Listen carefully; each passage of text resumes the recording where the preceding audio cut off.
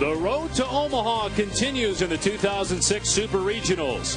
On the campus of Cal State Fullerton, the 5th-seeded Titans taking on the Missouri Tigers in Game 1 from Goodwin Field in Fullerton, California. Dave Pasch and Eric Karros, and one of the best pitchers in the country on display tonight, and Max Scherzer of Missouri, a first-round draft pick of the Diamondbacks. Well, there's no question the Arizona Diamondbacks took him with the 11th overall pick.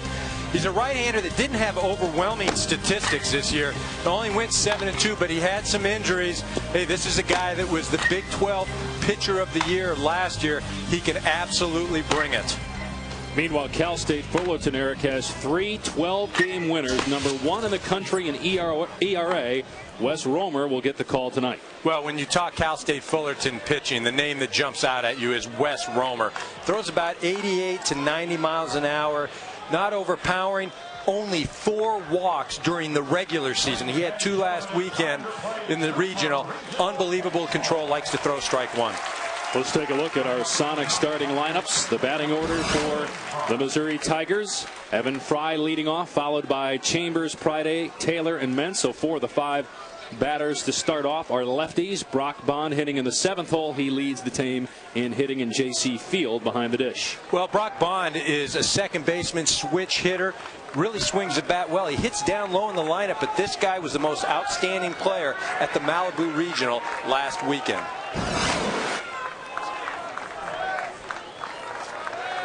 Wes Romer, just a sophomore from Glendora, California, facing Evan Fry to lead things off here in the 2006 Super Regionals.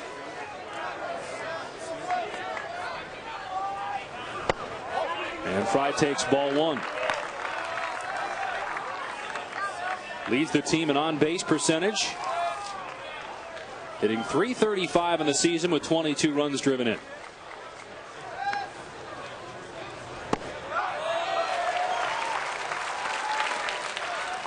One and one. Fry had an 11-game hitting streak earlier this season.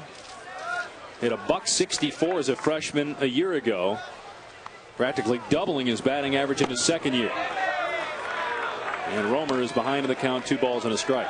And that's something you probably won't say very often tonight if Wes Romer is on, and that is Wes Romer is behind in the count. Likes to throw strike 1 and get ahead. That's a philosophy of the Cal State Fullerton Titans. Only 6 walks all year, as this is driven into the alley in left center field, and it's going to be an extra base hit for Fry. A stand-up leadoff double for Evan Fry. Fry got a hold of that ball. This ball was up in the zone, drove it to left center. Hardman in center, Dorn in left, and Tripp in right. And you see the infield and Vanderhook behind the plate. The normal catcher, John Curtis, declared ineligible for this series, but would be back if Cal State Fullerton makes it to the College World Series. Well, when you talk about the defense, Justin Turner, the second baseman, really is the leader of this team defensively. Very smart player, knows how to play the game, positions himself well, and really is the captain out there in the field. Turner and Davis, perhaps the best double play combination in all of college baseball. So an inauspicious start for Romer, giving up a leadoff double. He now faces Derek Chambers, a senior from Arkansas, in the win over Pepperdine to get Missouri into the Super Regionals on Monday. Chambers went 2 for 4 with an RBI and a couple of runs scored. Pops this one up. And on the grass, Davis makes the catch, 1 down. Now, we mentioned earlier that Romer walked only 6 batters coming into this game, 2 of those in the regionals. So look at that strikeout to walk ratio in the regular season. Well, it really is astounding. It doesn't matter what level you're playing. You know, when you only have 4 walks in the regular season, I mean, that is unbelievable. And that's something that the Cal State Fullerton team coaching staff preaches. Get ahead of hitters, throw strike 1. He went 65 2/3 innings to start the year without a walk. A 21-to-1 strikeout to walk ratio coming into tonight. That really is something. And even right now, he's missing, but he's not missing by much. An inch here, an inch there. And it looks like Missouri's philosophy is go up there, take some pitches, see Wes Romer and what he does with the ball. Romer facing Jacob Priday, who has some pop in his bat. 9 home runs last year, 11 this year. Leads the team in that category. Also 49 RBI. Leads Missouri. That's outside. 2 balls and no strikes. Well, you can tell the way Romer's walking around out there. He's not real excited about the zone he has with the umpire behind home plate. Home plate umpire tonight, David Wiley, who, by the way, does work a lot of Big 12 conference games. Here's the 2-0 pitch to Jacob Priday. 2-1. And as we said, Romer is not afraid to throw his slider at any time in the count. 2-0. He's behind in the count, but he'll still go with that slider because he is very confident. Opponents only hitting .200 against Romer this season. Throw to second. The Turner not in time as Fry is back easily. Romer, kinesiology major, wants to be a baseball coach when his playing days are over. Exactly. That might not be for quite a while, that pursuit of kinesiology. Just a sophomore. Yet he's the Friday night starter on the best staff in the country.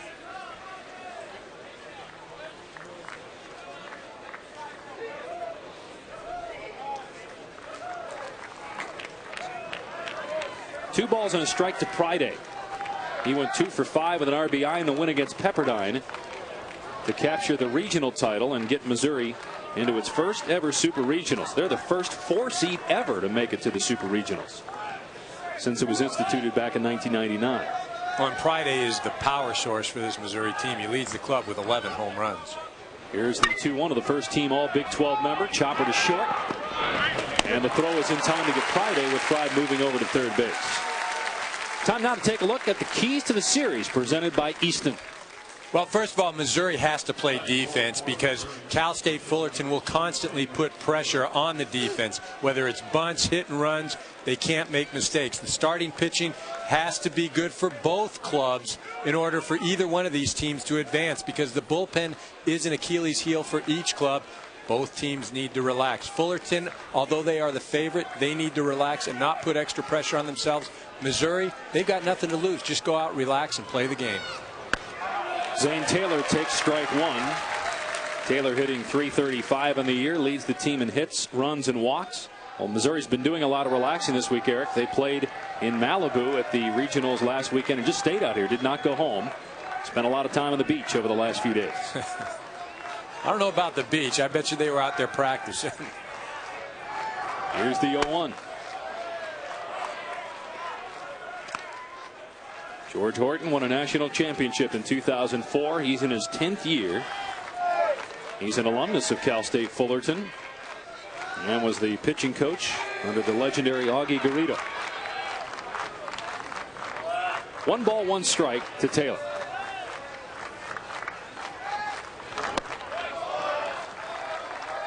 So 2-1 to Taylor, a senior. Missouri was the only Division I school to offer Taylor a scholarship. He's had a terrific career. .310 batting average in 4 years and .335 this season.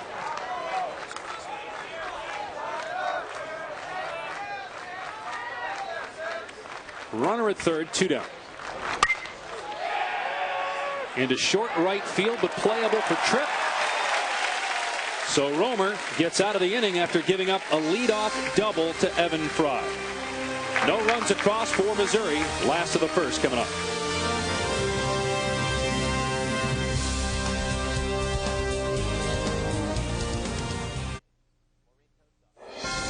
NCAA Championships on ESPN. The Division I Baseball Super Regionals are brought to you by Chevrolet, America's brand, Chevy, and American Revolution.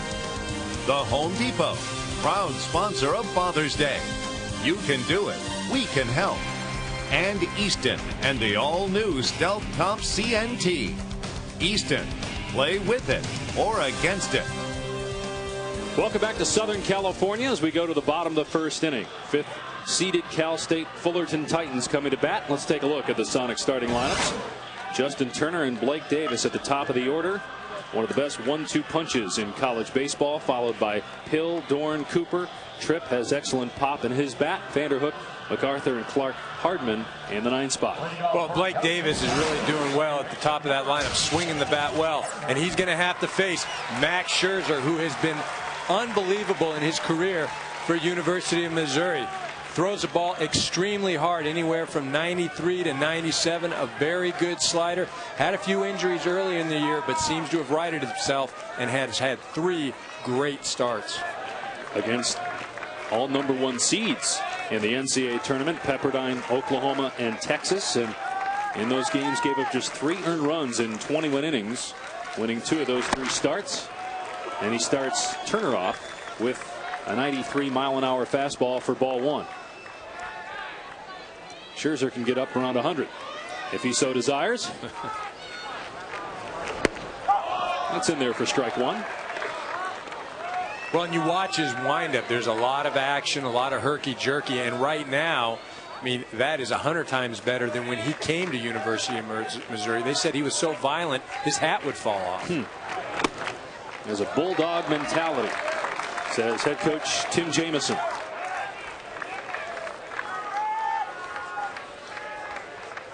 Two balls and 1 strike to Justin Turner. 39 RBI for the leadoff hitter. Swings through that 94-mile-an-hour pitch, 2-2. And that's something when there's a hitter's count, whether it's 2-1 or 3-1. Coach Tim Jamison told me last night that's how he'll know Max Scherzer has a good thing going, if he can blow the fastball by hitters in hitters' counts. All the way by Turner.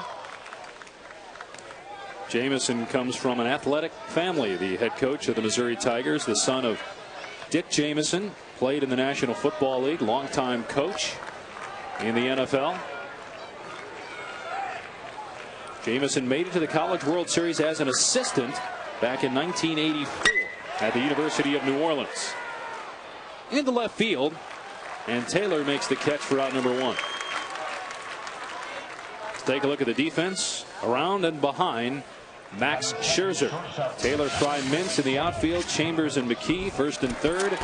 Bond and Arnn up the middle, and J.C. Field behind the plate. Well, and something that not a lot of college programs let their catcher do, he calls the game. He calls his own pitches. Very confident with him behind the plate. Doesn't do things exceptionally well, but just good across the board. Fouled away by Blake Davis. Davis was selected in the 4th round of the recent Major League draft by the Baltimore Orioles, one of 9 players on this Titan roster to be drafted.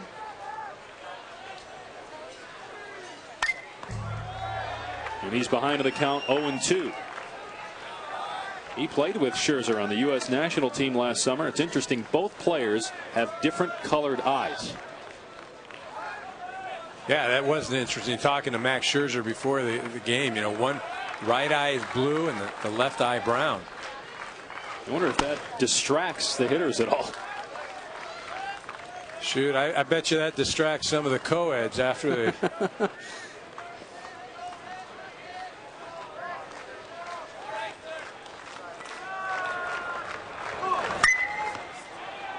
Down the left field line. Giving chase is McKee and Arndt, and it's Arndt, the shortstop, who makes the play for out number 2.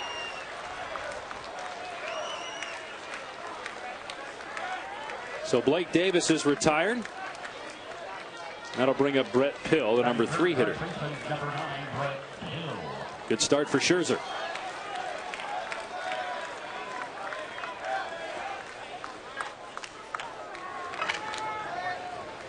Pill Jr., his father Mike played in the Pittsburgh Pirates organization.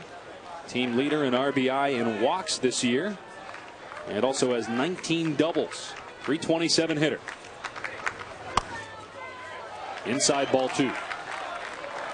And not only offensively is he very productive, but defensively one of the best first basemen in the country. A great footwork and arguably could be a third baseman. 2-1. Well, you know something about playing first base, doing it for 14 years in the major leagues. Eric Karros. Not good defense, though.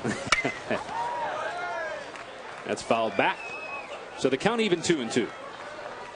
You know, this is the type of thing, though, that Missouri hopes happens all night, that they keep the Fullerton offense off the base. They don't want to let the Fullerton team hit and run, bunt, because that's Fullerton's strength. 2-2 to Pill. Called strike 3. So a 1-2-3 inning for Max Scherzer and the Missouri Tigers. No runs across in the first inning. We go to the second in Fullerton.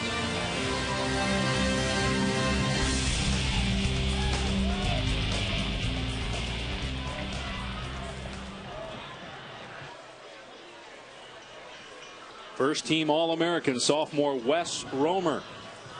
Terrific season, 12-1, an ERA just over 2. Head coach of Cal State Fullerton, George Horton, recalls when Romer came to the university as a freshman. Wes came in here as a little bit of an arrogant guy. You know, there's always that fine line between arrogance and confidence, and he was a little overboard, you know, popping off to the experienced guys and so forth. But for me, that was a good sign because he wasn't intimidated by being in Division I baseball. He felt like he belonged, and if you could tone that down a little bit, then you've got what he is. He's a gunslinger. He's a confident guy. He goes out there and says, here's my stuff. You try to hit it. He's not intimidated by any team. Well, and his aspect in him? Yeah, well, and that's something you have to have if you're going to be a good player at any level. You have to have a bit of confidence.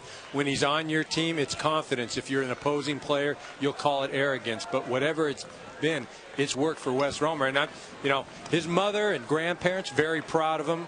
Diana out in Freeport, Illinois, they're watching the game. They said if he gets an opportunity to go to Omaha, they're going to come watch him play in person.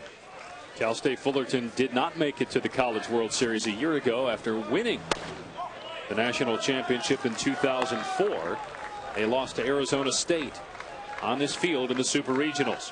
Hunter Mintz leading things off for Missouri here in the second inning. Here's the 1-0 pitch to the Science Major. Into the left center field, the base hit. So the leadoff hitter in each of the first 2 innings for the Tigers reaches safely. However, Fry was stranded at third base in the first inning. What will happen to Hunter Mintz here in the second inning? He's at first right now.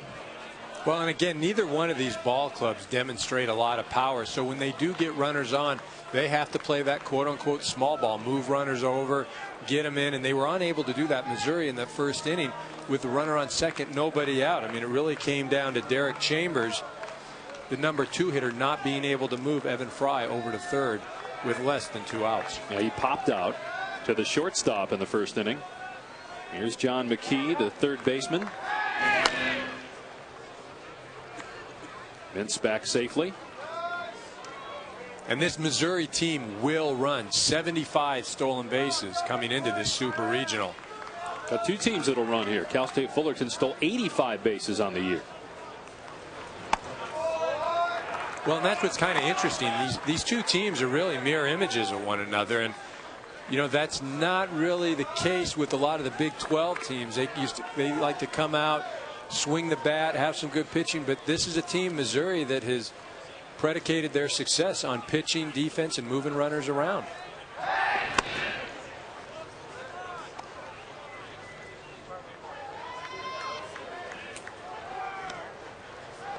Romer has started 5 of the 6 Missouri hitters in this game with the ball.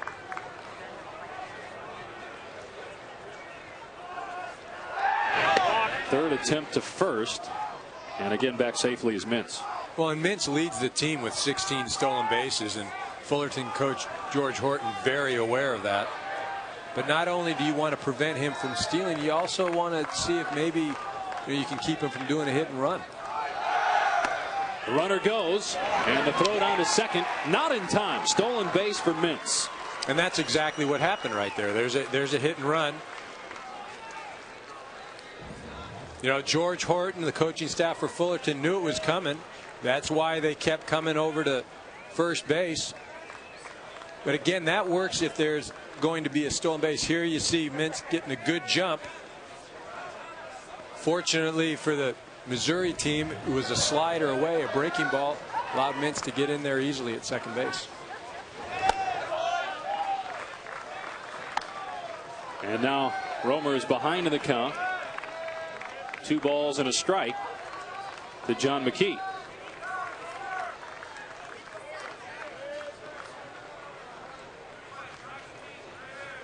McKee hitting .234 on the season with 3 home runs.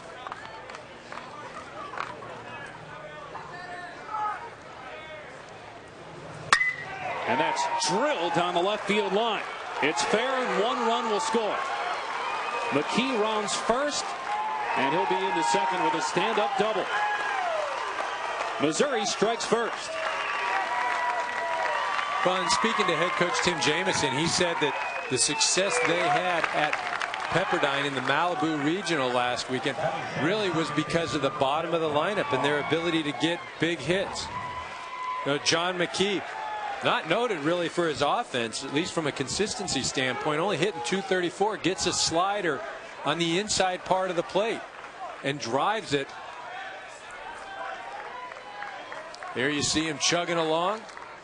And again, now this is the 3rd time so far in the early part of this game that Missouri has had a runner on second base with nobody out. And Brock Bond, the most outstanding player in the Malibu Regional, bunts, and that's not what he wanted. Trying to move the runner along, instead popped out to first base. He's surprised by that move? Well, I'm not surprised by the bunt. You know, the execution obviously didn't work out. But again, that's, you know, so many people think, well, he should have got the bunt down. Just get the bunt down. But you have to remember, there's a pitcher out there trying to prevent you from getting the bunt down. In this battle right there, Wes Romer wins. So Bond, the leading hitter for the Missouri Tigers on the year, fails to move along the runner, and with 1 down, Gary Arndt comes to the plate.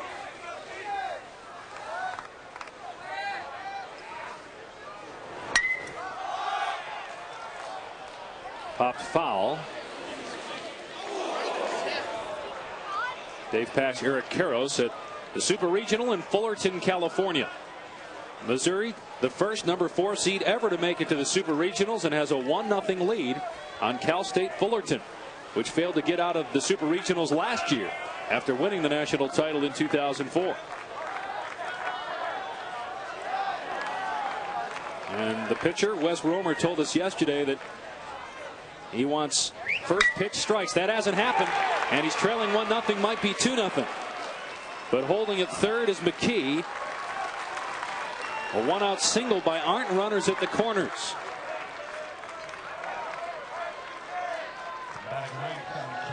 Well, that time Romer got ahead in the count, 0-1, but still Arndt got a base hit up the middle. Well, he left the slider up in the zone, and you know, it doesn't matter where you are in the count. If you leave pitches over the plate, hitters will hit it.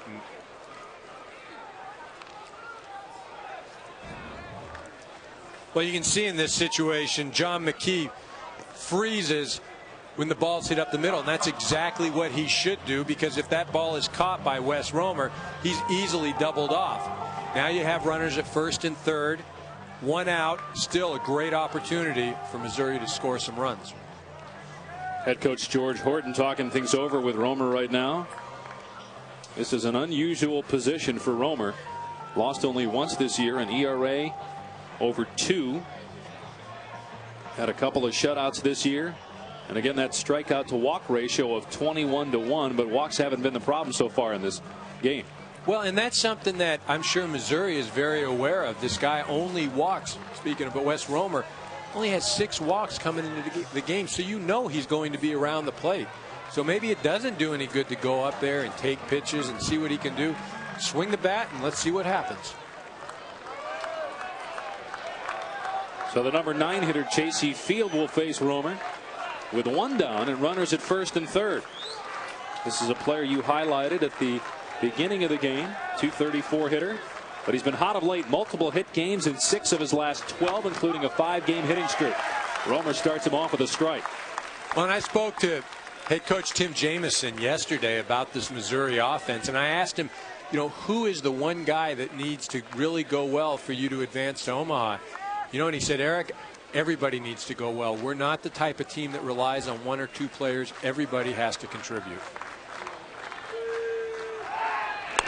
Throw to first, and Arndt is back.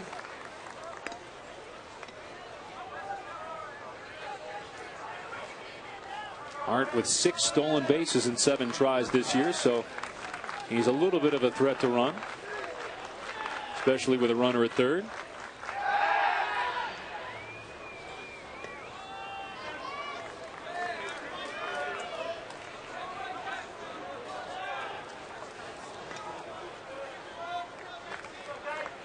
Runners at the corners, 1 down, 0-1 to J.C. Field.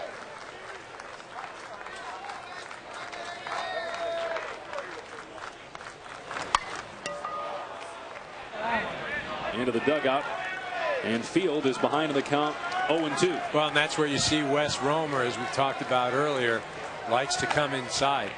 Now, it doesn't matter. He's not feared with the aluminum bat. Doesn't matter. He likes to run it inside, and he does that to set up his slider away. Now 0-2, maybe he can waste another pitch inside, so the following pitch can be a slider. But 0-2, you can't leave anything over the plate. Romer's given up 2 doubles and 2 singles so far, but he strikes out Field here on 3 pitches, 2 down. First strikeout for Romer tonight. Well, he didn't even want to set himself up with the slider. He just throws that slider. But what's interesting, he throws the slider out of the zone. You know, where he's gotten into trouble tonight, he's left that slider over the big part of the plate. And anytime you do that, you're going to get in trouble. So Romer able to retire Field after the conversation on the mound with head coach George Horton. And the top of the order, Evan Fry, who doubled to lead off the game. He was stranded at third base. You know, and even though Fullerton, you know, it has a lot, the guys are getting on for Missouri. They've given up 1 run. You know, if they can get out of here only giving up 1 run, they really have to feel confident, because Missouri could have blown this game open here in the early part. And pretty important to stay as close as you can when you got a pitcher like Max Scherzer on the mound. The 11th overall selection of the 2006 draft by the Arizona Diamondbacks, starting tonight for Missouri. Well, and especially as you noted earlier, Dave, the way he's thrown his last 3 starts, all against nationally ranked ball clubs. Here's the 0-1 pitch, and it's 0-2. So once again, first Field, now Fry in the hole, 0-2. Well, and now let's see what he does here with Fry. Just as he had Field 0-2, he threw a pitch that was out of the zone. And I expect him to do the same thing in this situation. Maybe run a fastball away, keep it off the plate.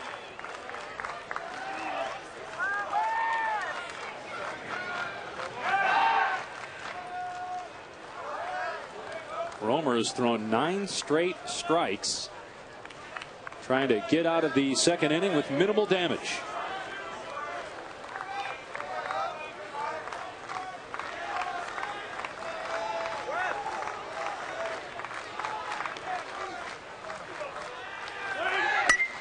Fry grounds to second, and that'll do it for the Tigers in the second inning. Missouri gets 1 run but strands 2 more runners, and the Tigers strike first in game 1 of the Super Regionals from Fullerton.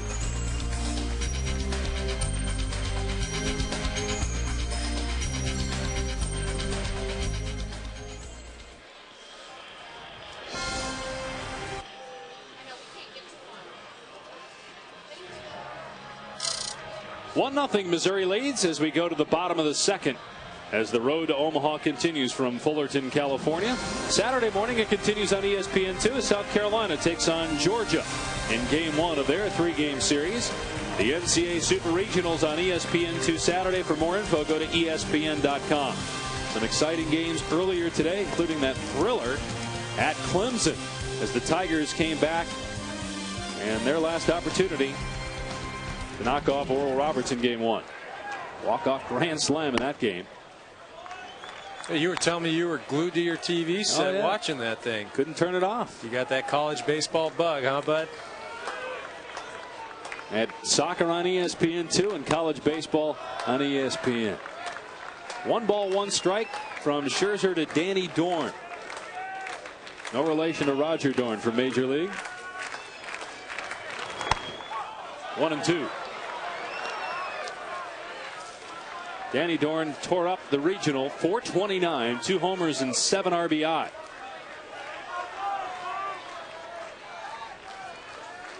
He was drafted by the Cincinnati Reds in the 32nd round.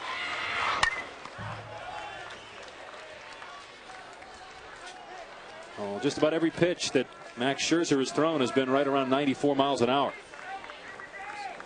Yeah, it'll be interesting to see if he can maintain that velocity when you get into the 6th or the 7th inning, if he's still out there. In the dirt, 2-2. Took something off that pitch. You know, when I was speaking to head coach Tim Jamison about Max Scherzer, he was talking about his experience with him last year as a member of Team USA.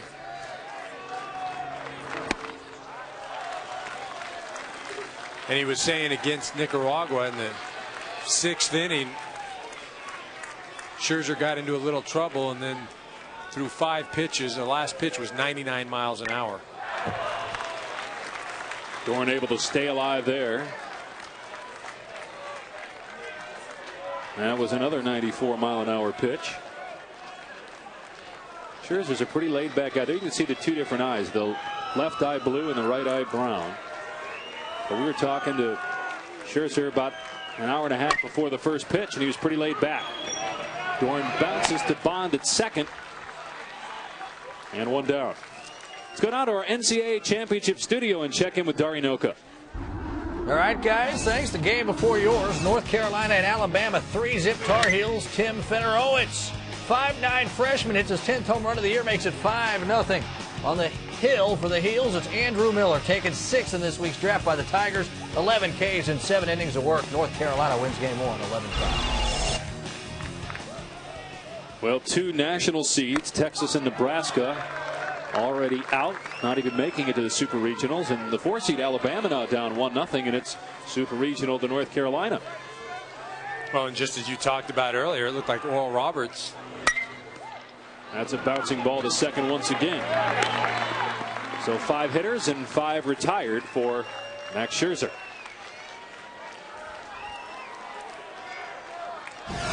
You were talking about Oral Roberts, gave Clemson all it can handle today. Texas and Nebraska, as we mentioned, eliminated in the regionals.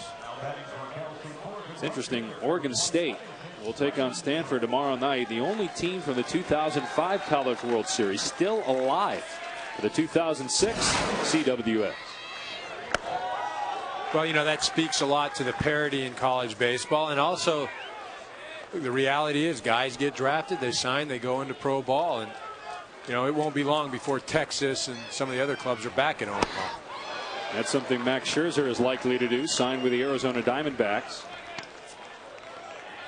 Scherzer is a junior from Chesterfield, Missouri, but was picked 11th overall by Arizona. And he's ahead of the count to Brandon Tripp. No balls and 2 strikes. Tripp hit .545 in the regionals, sending the Titans into the Super Regional.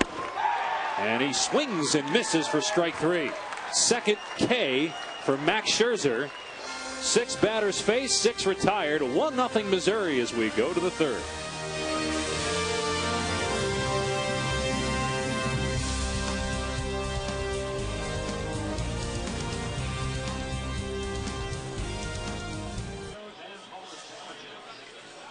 Welcome back to Fullerton. Game 1 of this best-of-3 Super Regionals. Missouri leading Cal State Fullerton as we go to the 3rd, 1-0. Dave Pasch and Eric Karros. And how about Max Scherzer, the first-round draft choice of the Diamondbacks, has been outstanding here in the first couple of innings. Well, he really has. He's been everything as advertised. And sometimes when you build up a guy, doesn't always answer the bell. But Max Scherzer has been unbelievable up to this point. Great velocity, throwing the ball right by the Fullerton hitters. Really hasn't given up a hard-hit ball yet. 6 batters faced, 6 outs, including 2 strikeouts for Max Scherzer in just about every pitch.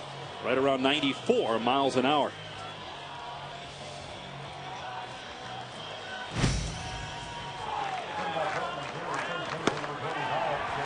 There was a called strikeout on Brett Hill in the first inning, and then Brandon Tripp going down swinging to end the second. Well, and that's just velocity, too. He's not messing around, not trying to finesse anybody, not trying to trick him. It's just out on the mound and say, hey, here it comes. And You know, like I said, before the game, we talked to him, and he said he gets 0-2 on somebody. Heads up, because here it comes. The 2, 3, and 4 hitters for Missouri's offense here in the top of the third, facing Wes Romer. Missouri has 1 run, 4 hits, but has stranded 3 runners. Chambers popped out to shortstop in the first inning, unable to move Evan Fry along after Fry led off the inning with a double. But here Chambers sends that one between the first and second baseman into right field. Another leadoff hit for Missouri, and the Tigers capitalize in the third inning. Well, it's something, and they keep getting opportunities, putting runners on. You know, they're eventually going to break through. I mean, so far, Fullerton has dodged some bullets. You know, Missouri has had 3 runners at second base with nobody out. They've only been able to cash in one of those runners. Jacob Pride 0 for 1, rounded to short, his first time up.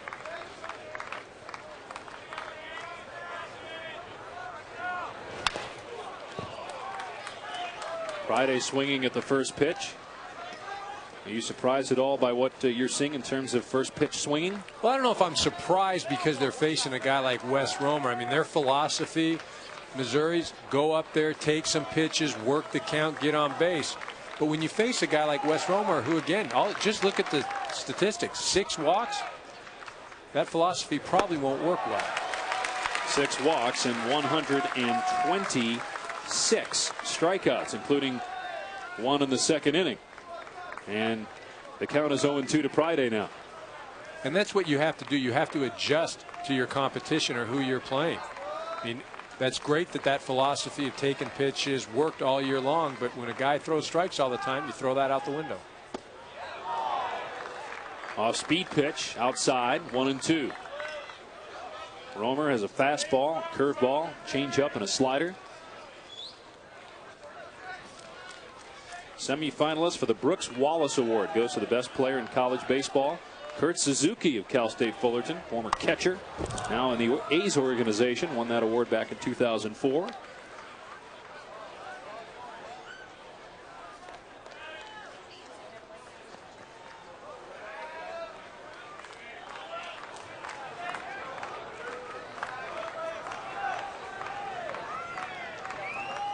Chambers at first, 1 ball and 2 strikes to Pride. Again, trying the outside corner and missing. It's 2-2. You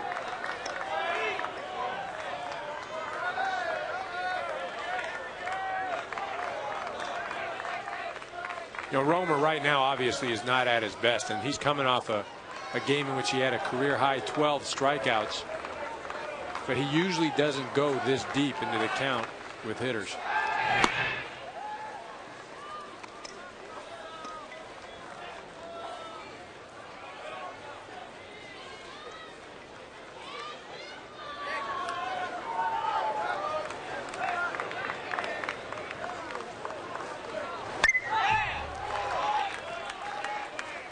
And you can see Romer loves to throw that slider.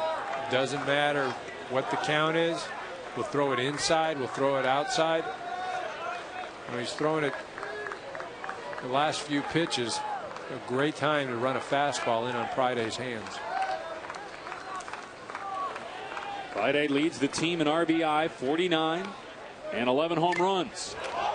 Foul tip, unable to hold on to it was Vanderhook. And Vanderhook, not the everyday catcher, and not necessarily the catcher that normally handles Wes Romer either. You can see Pride just misses that. John Curtis, the normal catcher, unavailable for this series. Violation of team rules. That's going to get over the head of Davis into left field. So runners at first and second to lead off the third inning. George Horton, the head coach for Cal State Fullerton, has already made 1 trip out to the mound. At what point do you start to get really concerned if you're Horton? Well, it's only a 1-run ball game, and you know the concern has to be, though, that Missouri really has only been 1 hit away each inning from really blowing this thing open and having a big inning. You know, and now defense of Wes Romer, I mean, that's a good pitch he just threw Pride right there.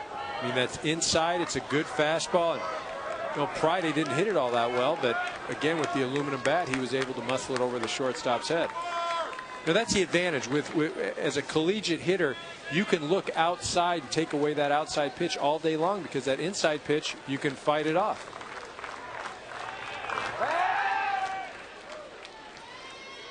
Romer now facing Zane Taylor.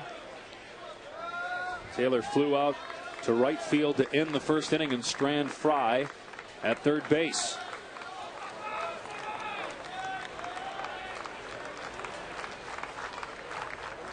Runners at first and second, nobody out. That pitch inside, ball one. Romer has already allowed 6 hits and has thrown 40 pitches in 2 innings. Well, you just have to wonder what that switch at the catching position is doing with Wes Romer. I mean, Corey Vanderhook, a very, very good catcher, but the reality is he hasn't caught one of the starts for Wes Romer, at least at the beginning of the game, at all this year. And that absolutely plays a factor in a pitcher's success and how comfortable they are.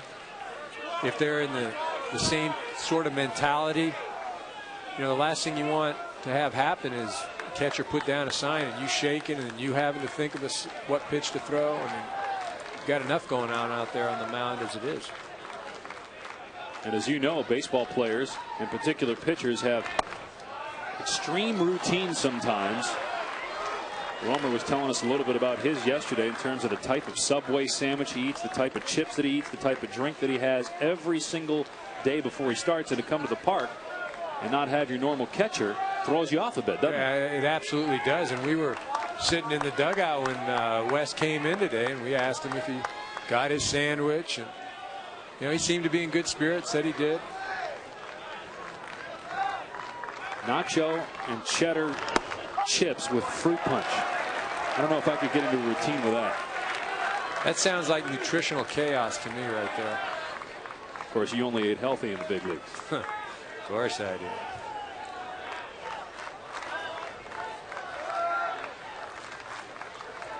Three balls and 1 strike to Taylor. Booting it at short is Davis, and the bases are loaded. Normally Davis makes that play, although it was a very tough one. Might have only been able to get 1 runner at second base, but now they're loaded with nobody out. Right fielder, number 44, Hunter. Well, that really was a tough play by Blake Davis. He did the right thing. He comes running in, has to charge that ball if there's any hope of getting a double play. It's kind of a do or die situation. Unable to come up cleanly, and that's something that you don't normally see with Cal State Fullerton. There have been a few things we don't normally associate with Cal State Fullerton, at least during the 2006 season, and that's Wes Romer not throwing first pitch strikes, and that's Cal State Fullerton not playing great defense. And granted, it's only 1 play, but you've got the bases loaded now. That's ruled an error. Hunter Mins at the plate, comes up swinging and missing. 0-1. You know, Hunter Mintz, he really burst on the scene as a freshman, had a great season. Last summer, I should say, played on the national team, but really struggled this year statistically. Started off the year poorly, and as of May 5th, Eric, he was batting .211. Right now, he's at .259. He is 16 out of his last 38. Including a single in the second inning tonight. Well, Coach Jamison said he just felt like Mintz said, hey, look, it can't get any worse. He just went out there and started to relax, and things really started to come together for him. Mintz stays alive. You know, it's his junior year, and there's no question that, you know, going into your junior year when you're a heralded player at the collegiate level, you know, not only are you playing for your school and the opportunity to go to Omaha, but the reality is you're draft eligible and you're playing for big league scouts, and sometimes you try to do more than you're capable of, and that's what happened with Hunter. He did get drafted by the Marlins in the 17th round. Well, he wasn't the only Tiger struggling earlier in the year. This Missouri team had some lofty expectations. They did not start well. and finished 7th in the Big 12 Conference at 12-15. But at the end of the year, they swept Texas. And they've won 10 of their last 12 coming into this game. They're the first 4 seed ever to make the Super Regionals, but they're a hot team right now. Popped up. Davis at shortstop will make this play. The runners hold 1 down. Back to the studio we go. Here's Dari. All right, guys, a great inning at Clemson. Oral Roberts looking for the upset of the top seed, but Tyler Colvin changes everything. Walk-off grand slam in the 9th. Clemson now a win away from reaching Omaha for the first time since 2002. Just a reminder, 8 games on the ESPN Family Networks on Saturday. We start at 11 a.m. Eastern with South Carolina and Georgia on ESPN2. Guys? All right, Dari, what a terrific first day of the 2006 Super Regionals. Expected to get even better tomorrow with 8 games on the docket. Here, the number 5 seed Cal State Fullerton down 1-0. Missouri has stranded 3 runners and right now has the bases loaded with 1 down. John McKee, who doubled and drove in a run in the 2nd inning, ahead in the count 1-0.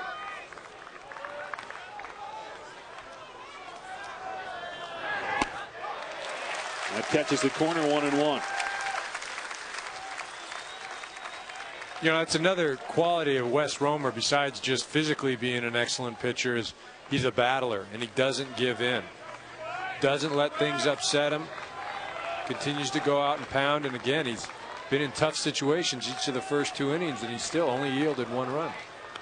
Here's his 52nd pitch of the night. That misses outside. 2-1. Well, and you mentioned 52nd pitch, and this is something where the Cal State Fullerton team with Vinny Pastano, their closer for a good part of the year, who's virtually unhittable. He's been out with an arm injury, and you know, they are a bit vulnerable in the bullpen. That's over for strike 2. Bases loaded. Chambers at 3rd. Friday at 2nd base. And Zane Taylor reaching on an error by the shortstop, Blake Davis. Mintz popped out to short for the first out. And the count 2-2 to McKee.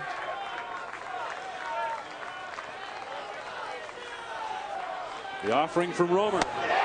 Swung on and missed for out number 2. 2nd strikeout for Wes Romer tonight. Well, and really, his bread and butter pitch is the slider. When he gets in trouble, he goes to the slider. This pitch is away. It's a good pitch, a good pitcher's pitch. You see Romer. That's all in a day's. Oh, I think he was saying, hey, could you hustle off the field? It's exactly what he was saying. Right on it. Great. Could you hustle off the field? That's one of my strengths, is reading lips.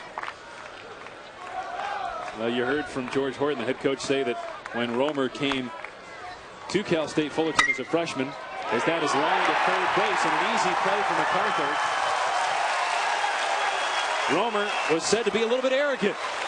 And he showed some of his arrogance perhaps in the 3rd inning there. We go to the middle of the 3rd. 1-0 Missouri.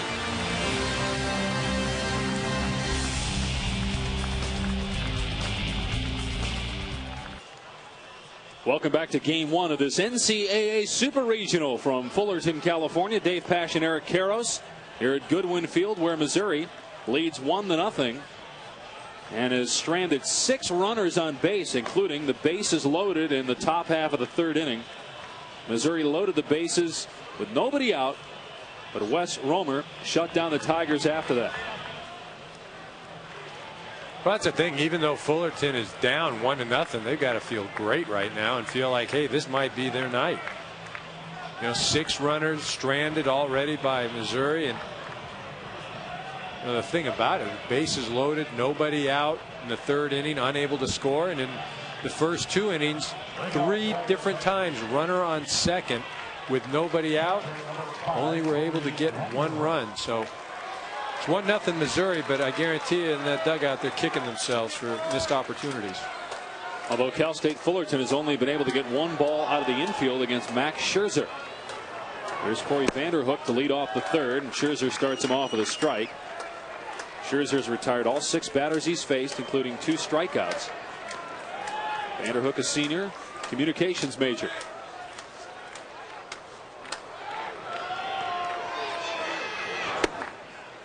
by the inside corner, and it's 1-1. You know, and besides throwing the ball with great velocity, Max Scherzer has a lot of movement. That makes it even more difficult. A guy throwing that straight fastball 95, 96, not that difficult. Is that what separates a guy from being the 11th pick and perhaps the 211th pick? Well, you know, you're exactly right. You can't, you know, with the movement and the velocity, I guarantee you that ball is not, that ball feels like a bowling ball when it hits your bat. It's a heavy ball. A lot of guys can throw hard, but the really good pitchers can move it. That's one of the reasons why the Diamondbacks picked him number 11. Well, what a great organization for him to be picked by, just because they've got great young talent in the minor leagues. Not a lot of young pitching, though. Down the left field line. And that's foul, so it remains 1-2 to Vanderhook. The Diamondbacks, an up-and-coming organization. They, like I said, they've got a lot of young players, and you know, for Scherzer, this is a guy that, you know, just watching him the first couple innings, I mean, the arm strength and the composure. I mean, he could be on the fast track to the big leagues, especially with the right organization. Diamondbacks in first place entering today, even though they've been on a little bit of a losing streak of late. Let's bounce foul. Scherzer taking a little bit off that pitch. That was 84 miles an hour. You know, and that's the thing. If you're throwing 84 and you're throwing a fastball at 94, you know, that differential makes you that much more effective. To Bond at second. One down. The College World Series begins June 16th on ESPN2 with Game 1 live from Rosenblatt Stadium in Omaha, Nebraska. For a preview of all the action leading up to Omaha, visit ncaasports.com. ncaasports.com, the official online home for all 88 NCAA championships. So Vanderhook is retired easily, and now Evan MacArthur comes to the plate, the number 8 hitter, a business major from Medford, Oregon.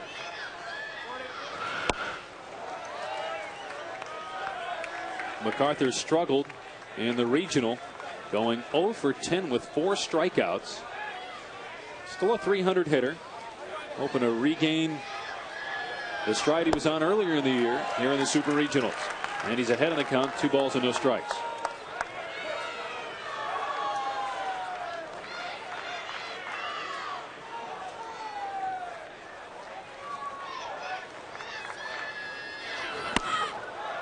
Blew that one by MacArthur. 2-1.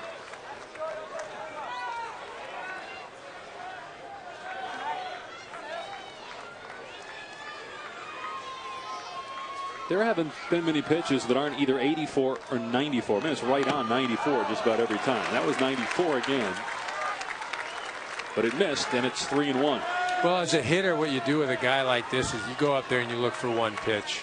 You look for the fastball or you look for the off speed, whatever is more suitable to your hitting style. 3-1 to MacArthur. Popped up behind home plate. Easy play for Field. 2 down.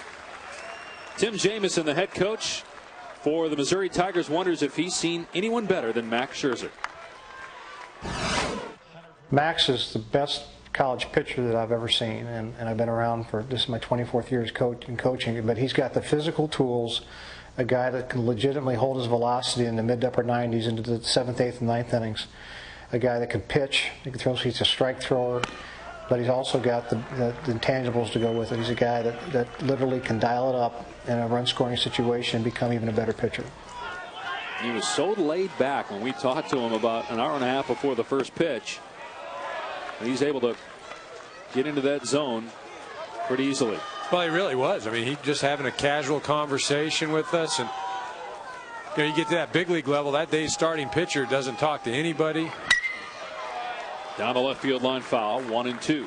Usually secludes himself somewhere, and Max was just right out there having a conversation, telling us some stories, joking around. I was checking out his eyes, see what that. He was winking at me with the blue and had the brown. You know, but getting back to whether or not he is good or effective or when he's got his good stuff going. I mean, that last hitter, Corey Vanderhook, had a 3-1 count, and the fastball was blown by him. He popped out weakly to the catcher behind home plate.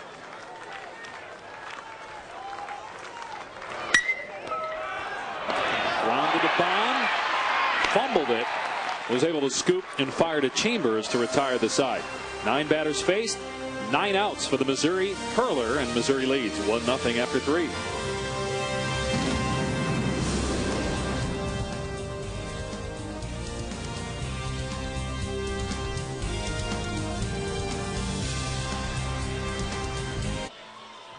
Welcome back to Southern California. The home team, Cal State Fullerton, trailing after 3 innings, 1-0. Could be a lot worse, though. The Tigers have stranded 6 base runners in 3 innings. Pitcher Wes Romer coming off a 26-pitch inning. And so far, the ACC has had a lot of success, although Clemson had to come up with a walk-off grand slam to win Game 1 of its series. And North Carolina knocking off Alabama earlier today on ESPN. Yeah, it's some great college baseball. And that Oral Roberts Clemson game was really something. I mean, it looked like Oral Roberts was going to have the upset of the tournament in this early phase of the Super Regional, but Clemson showed why they were one of the top-ranked teams. Romer starts off Gary Allen with strike 1. Art singled back in the 2nd inning, but was stranded at first base. Romer started the 3rd inning by loading the bases, but then Mintz popped out, John McKee struck out, and Brock Bond grounded out to end the threat in the 3rd.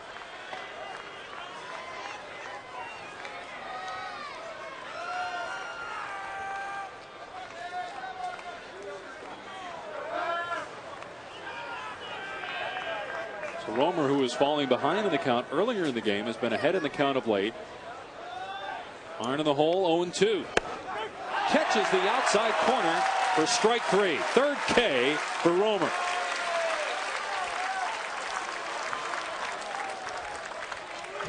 Well, that's a nice pitch right there.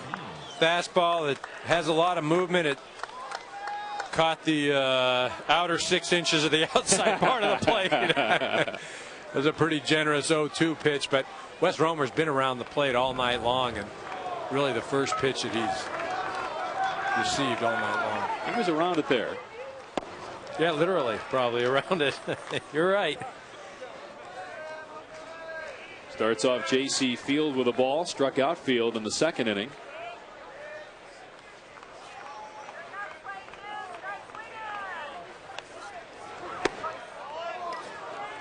And behind in the count, 2-0. Well, you know, that's the first time that Missouri did not put the leadoff hitter on base so far. Done it the previous 3 innings. Only heard him in the 2nd inning when Mintz came around to score on a John McKee base hit. Here's a single to center by J.C. Field. So this inning, this 2nd hitter gets on base. A 1-out single by Field, and back to the top of the order for Mizzou. Well, you know, this Missouri team looks like they're sitting on that slider from Wes Romer. There's no buckling from the right-handed hitters. There's no pulling out. Seems like they're making a conscious effort to recognize that slider and just not try to do too much. Just go with it. And, you know, as we discussed earlier, Wes Romer doesn't throw a lot of balls, and sliders over the plate are very hittable.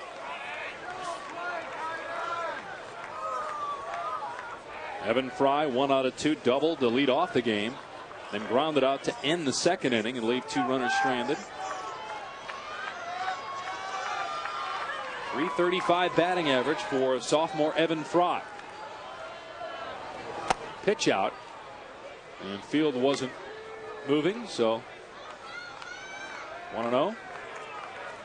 Obviously, George Horton thinking that they have a hit and run on in that situation. I can't imagine a straight steal, especially with the right side being as wide open for a left-handed hitter. I doubt Tim Jamison would have a steal sign on in that situation. Plus, J.C. Field hasn't even attempted to steal a base this year. There's always a first time, you know, you never know. 1-0 to Fry. Instead, another throw over to first, and Back easily is J.C. Field. Wes Romer, first team All-American, sophomore, 12-1 on the year, one of 3 12-game winners on this Cal State Fullerton staff. The top ERA in the nation as a squad. And coming into this game, Romer a 21-1 strikeout to walk ratio. Past the first baseman Pill, who was trying to dive and make the play. Field holds at second. And runners at first and second with only 1 out here in the 4th. You know, and that's exactly why you like that runner at first base with a left-handed hitter at the plate, because the first baseman has to play at first base, hold the runner on. We mentioned Cal State Fullerton leading the nation in ERA. College of Charleston, which lost its first-round game in Super Regional play earlier today, number 2. Missouri ranked 9th in the nation coming in. Well, Missouri has stranded 6 base runners already tonight, but has a 1-0 lead. You know, and what's interesting about the fact that Cal State Fullerton has the lowest ERA in the country, that's great over the course of a season. That just means that you're going to win a lot of games over the course of a season. But when you get into these super regionals, every team has 1 or 2 dominant pitchers, and you run into those teams. It doesn't matter that you were great all year long. We mentioned at the outset of the telecast that even though Fullerton might have the best staff in the country, the best pitcher in the super regional, according to the Major League Baseball scouts, is on the Missouri Tigers. And Max Scherzer, the 11th overall selection in the recent MLB draft. Popped up into short center field. Davis going back 2 down.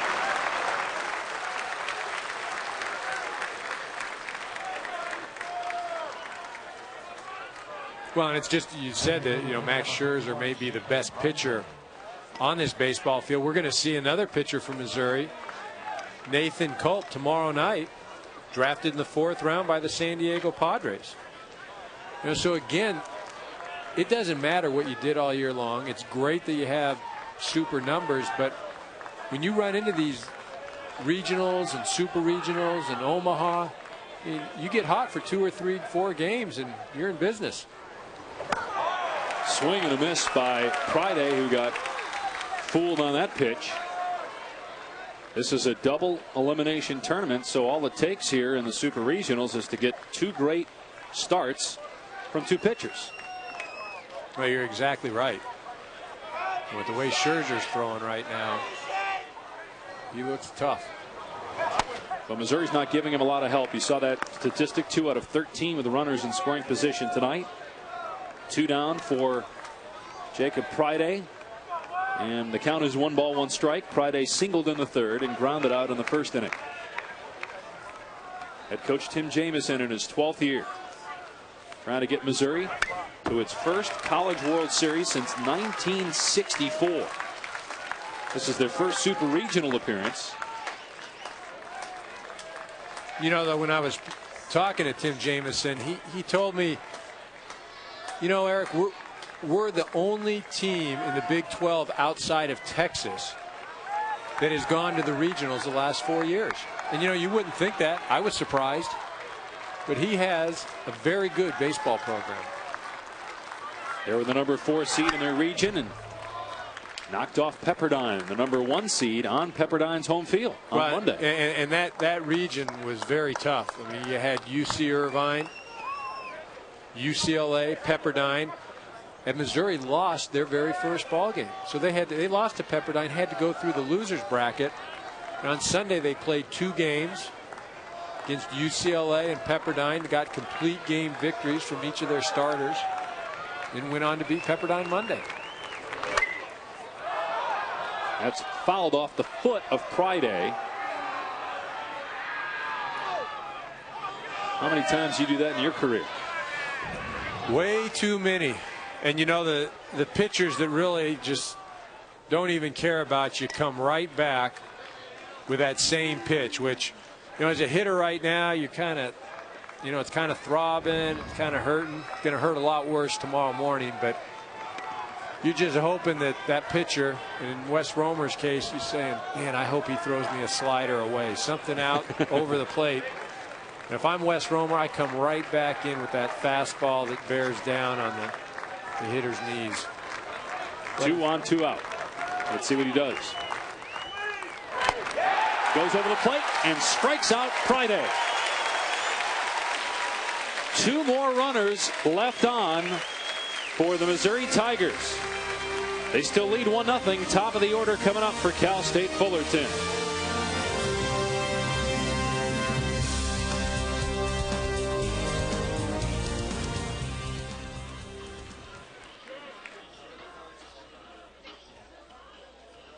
Last of the 4th, game 1 of this Super Regional, best of 3 in Fullerton, California. 1-0 Missouri. 8 hits for the Tigers, but only 1 run. They've stranded 8 base runners. Now Missouri, as we mentioned before the break, made it to the 1964 College World Series. They won it back in 1954. And on that team, a very familiar name, Norm Stewart. Former head basketball coach at the University of Missouri, was a great pitcher on that 1954 baseball team. Pitched a no-hitter during the regular season. I'd ask you where you were back in 1954, but I think I know the answer. I don't even know if I was a thought. I wouldn't even have thought then. Missouri hasn't been there in 42 years. Meanwhile, Cal State Fullerton, a regular in Omaha, 13 trips to the College World Series, trying to make it 14 after failing to go last year. Did not even get a chance to defend their 2004 national championship. They lost on this field to Arizona State in the Super Regionals. Well, in Arizona State, I had an opportunity to do that Super Regional and then go on to Omaha with them, and they could do no wrong last year. Justin Turner is in the hole. No balls and 2 strikes to Max Scherzer to lead off the 4th. Well, that game against Arizona State, Cal State Fullerton was up 7-2 late in the game and lost. Well, like I said, Arizona State could do no wrong. I mean, they were led by Jeff Larish last year, first baseman who's since moved on to pro ball. It just misses the corner, 1-2. Head coach Pat Murphy did a great job, and they were a really exciting team to watch. Cal State Fullerton almost didn't make it out of the regionals last year. Was trailing Missouri going into the 9th inning as that ball is drilled to left field down the line. But it's foul. Foul ball. They're saying that Missouri was leading Cal State Fullerton in the regionals last year. But the Titans came back to win in their final at bat, and a diving catch stole the win away from Missouri last year. Well, Scherzer here leaves a ball just in the inside part of the plate, and you know, this is where Missouri not scoring runs, I mean, puts all kinds of pressure on Max Scherzer. I mean, he makes one mistake, and as dominant as he's been, he's got a tie ball game.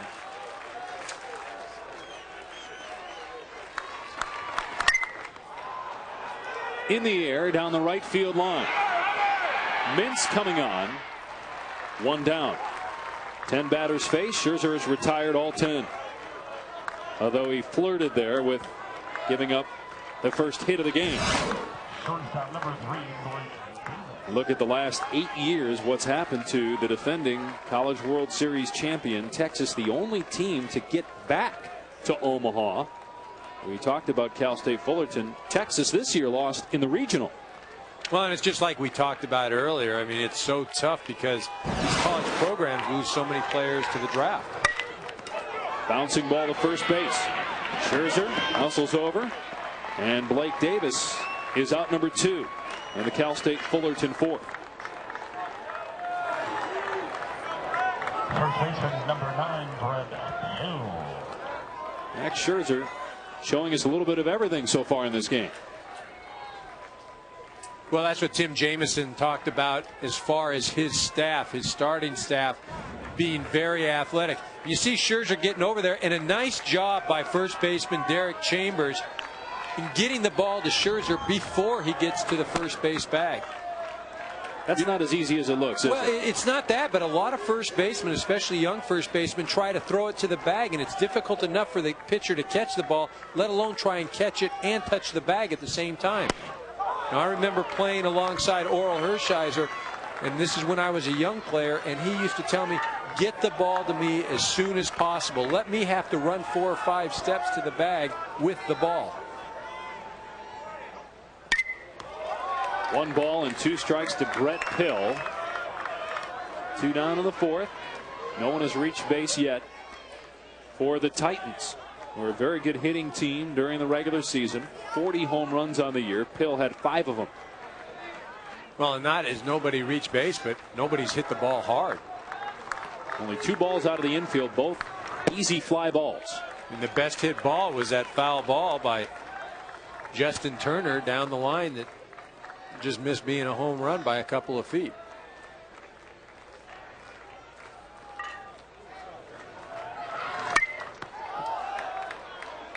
Phil stays alive by fouling it back. Max Scherzer missed 5 starts this year due to injury. You talked a little bit about it before, a finger injury and biceps tendonitis. Was a little bit stiff before tonight's game, but hasn't looked like it on the mound. And a beautiful pitch there, totally fooling Brett Pill. 3rd strikeout for Max Scherzer. Missouri leads by 1 as we go to the 5th. And we'll talk with Tiger head coach Tim Jamison when we return to Fullerton.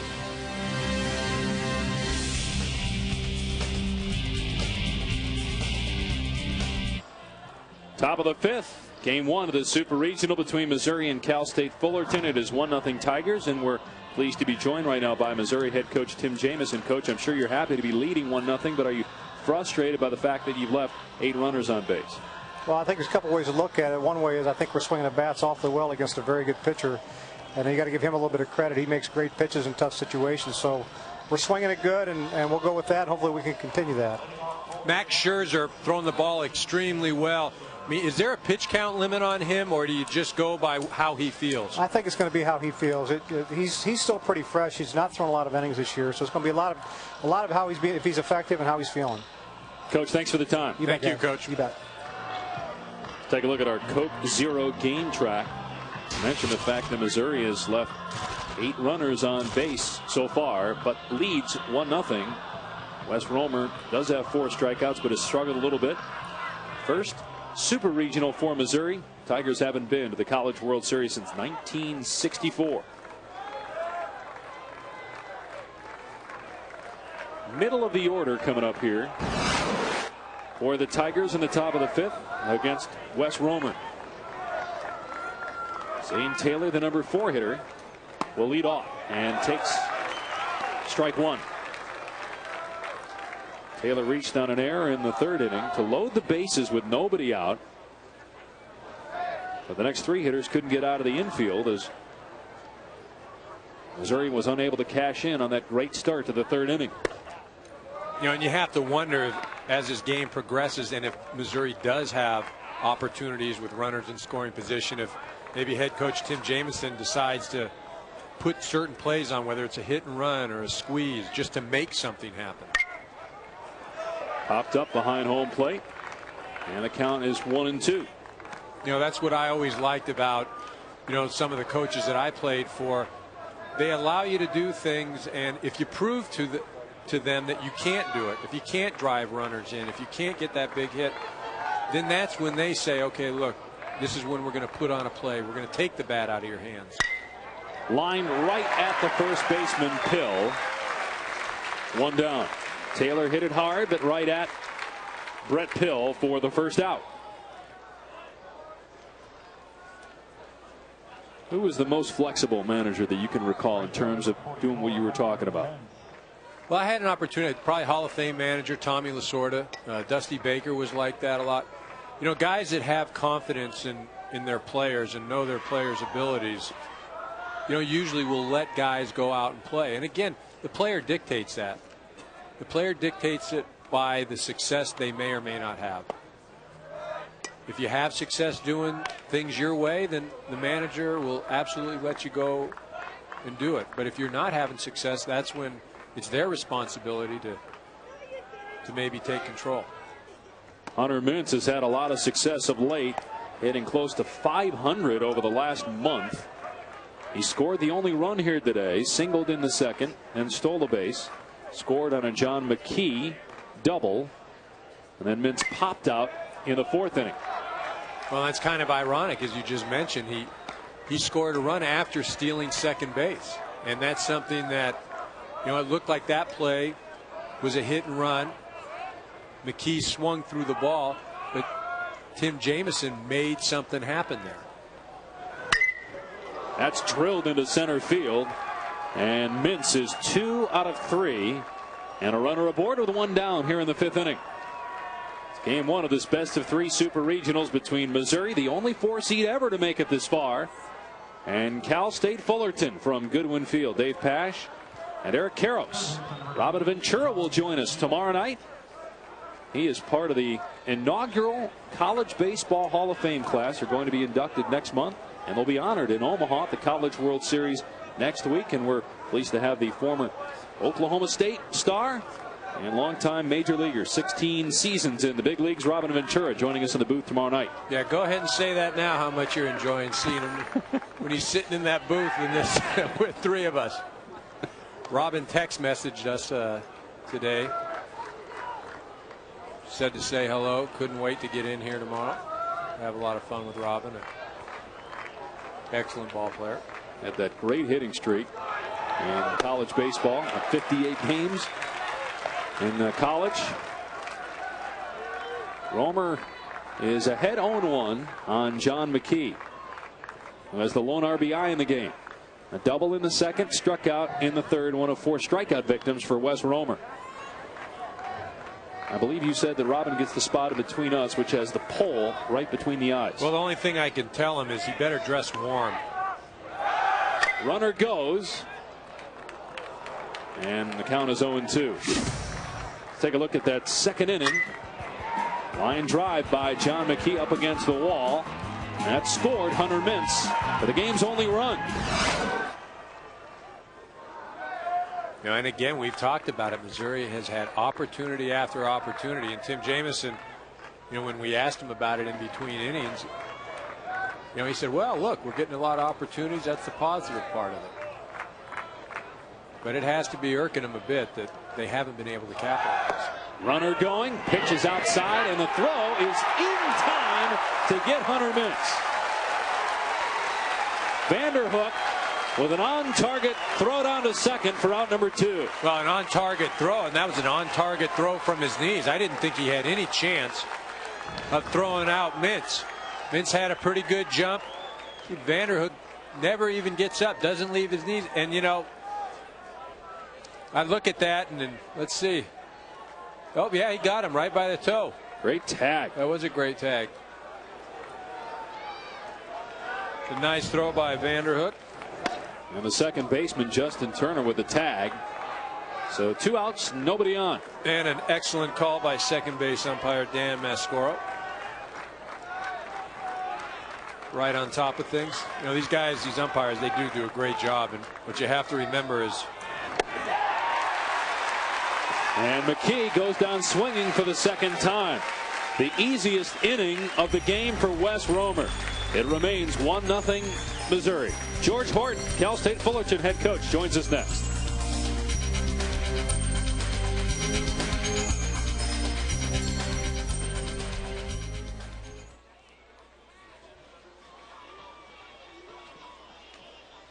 Bottom of the 5th in Fullerton, 1-0 Missouri. We're pleased now to be joined by Cal State Fullerton head coach George Horton, 5-time Big West Coach of the Year. Your starting pitcher coach, Wes Romer, has given up 9 hits but only 1 run. Assess his performance so far. Well, he's dodging some bullets. He doesn't have his best stuff, and he's kind of been up in the zone, and he's battling, and I'm proud of him for doing that. We've got some zeros when we probably shouldn't have, but I want to make sure that everybody knows this guy's got a perfect game going right now. He's got a perfect game going into this 5th inning. I was going to say, offensively, Coach, what do you tell your team as far as their approach with Max Scherzer?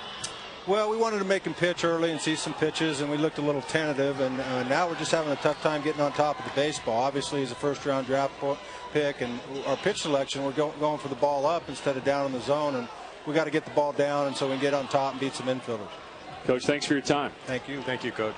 George Horton won a national title in 2004. They were not a national seed that year. They're 5th seed this year. We had a good time chatting with Coach Horton yesterday. Great guy, great personality, and you don't see that very often where a coach comes on and says, hey, I want to remind everybody that the pitcher has a perfect game going right now, trying to jinx it. Well, he has a lot of fun, and that's one of the reasons he's been very successful, one of the most successful college coaches around. And he knows that, look, this is a game. It's at the collegiate level, and although he plays for keeps, he does know when to have fun. Scherzer faces the middle of the order.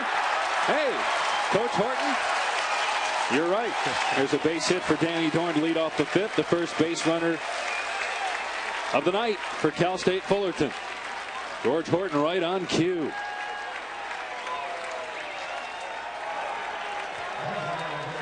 Well, Horton has developed a relationship with actor Kevin Costner, who attended Cal State Fullerton, and Costner might be here this weekend. He was here last weekend as a huge Cal State Fullerton fan and talks baseball often with George Horton. Well, and he was playing in a band. Kevin Costner has his own band. And the sacrifice is not going to work, and there's a double play. Great job by Scherzer. A bullet to Arndt, and then the relay to Chambers in time. A double play to end an early threat here in the 5th for Cal State Fullerton. Well, and we talked about the athletic prowess of Max Scherzer, and you see him bounce off the mound. There's not even a hesitation. He gets right up, throws a strike to the shortstop, Arndt, who continues on over to first base. And we've seen 2 plays now. When he covered first base earlier, he got over there extremely quickly, and that play right there, that's a do-or-die play. That takes a lot of fortitude, especially with as dominant as he's been. The easy way out would have been just to get the out at first base and take his chances with the next few hitters. So the freshman, David Cooper, gets called the bunt and bunts into a double play. Now Brandon Tripp comes up with the bases empty. I'll tell you, with what I've seen right now of Scherzer, that 11th pick in the first round might have been a bit low. He has shown us everything. He really has. Great athleticism on the mound. Perfect throw there to second base. And we've seen just about every pitch, about every speed. That's 95 miles an hour. It misses, and it's 2-2. 44 of his 63 pitches have been strikes. Given up 1 hit in 4 2/3. And gets his 4th strikeout of the night as he blows it by Brandon Tripp. Max Scherzer and the Missouri Tigers go to the 6th inning, leading 1-0 on the road.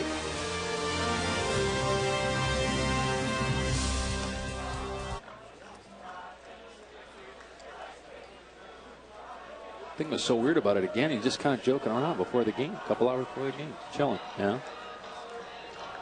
But, you know, how about, Wes Romer just, he walked in, hey, dude, I mean.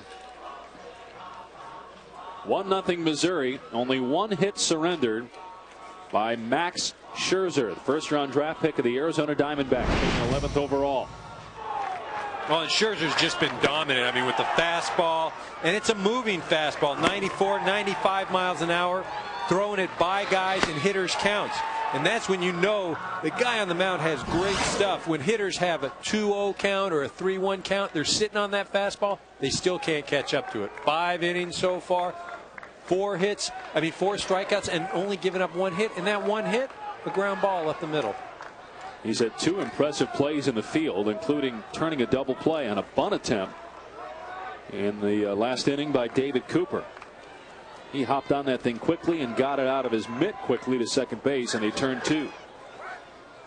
Now the bottom of the order for Missouri here in the 6th. The Tigers have had some success offensively. They do have 9 hits, but only 1 run as they have stranded 8 base runners in 5 innings. Last inning, Hunter Mintz got on board, but then was caught stealing. Brock Bond 0 for 2. He was the most outstanding player in the Malibu Regional, including a 4 for 5 effort with 2 runs scored on Monday in the win over the top seed Pepperdine.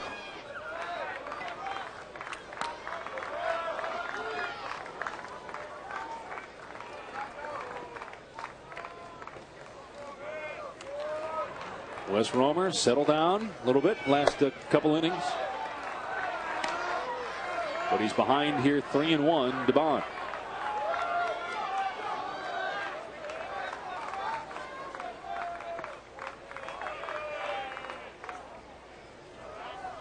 Has not walked a batter tonight and has walked only 6 all year. 2 of those in the regionals. And he just caught the inside corner there on Bond. And the count has run full to 3-2.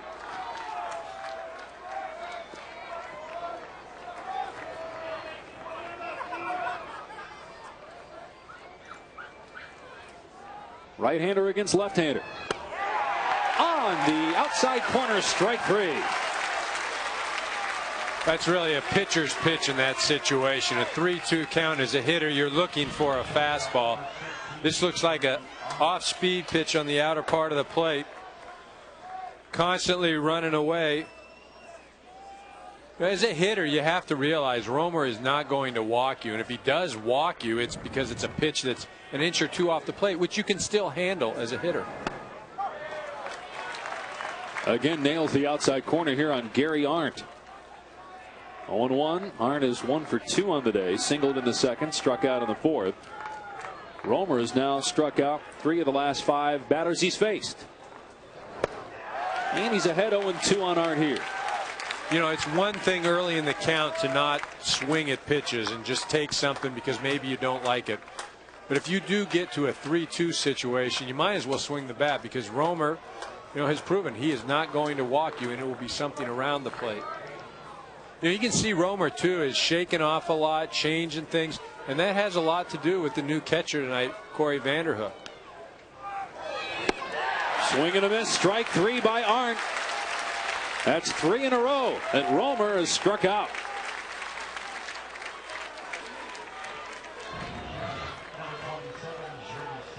Now here a breaking pitch, low and away.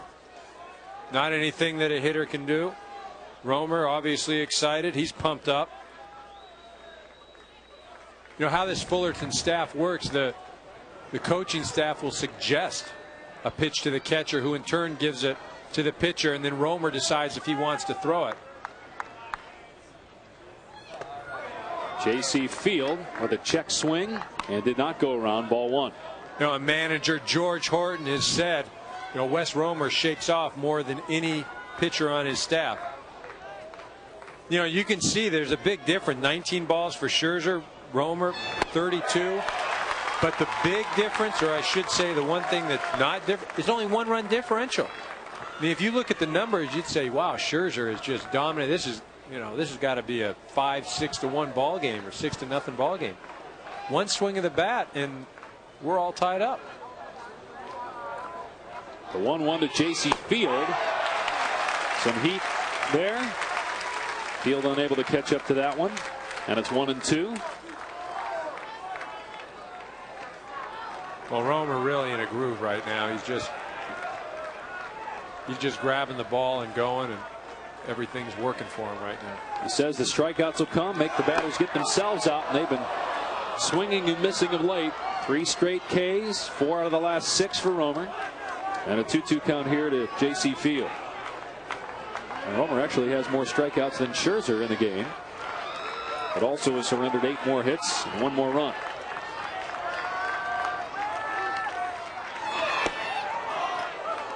And the count is full. Now in this situation, if I'm hitting, and I'm J.C. Field, I'm swinging the bat. I don't care. I'm swinging the bat because even if it's not a strike, it's not going to miss by much. I'll take my chances. The last thing I'm going to do is not swing and let the umpire dictate what happens. And the 100th pitch of the game for Romer is another strike. 4th straight strikeout as Romer retires the side rather easily here in the 6th. No runs, no hits for Missouri, but the Tigers still lead 1-0. To the bottom of the 6th we go in Fullerton in game 1.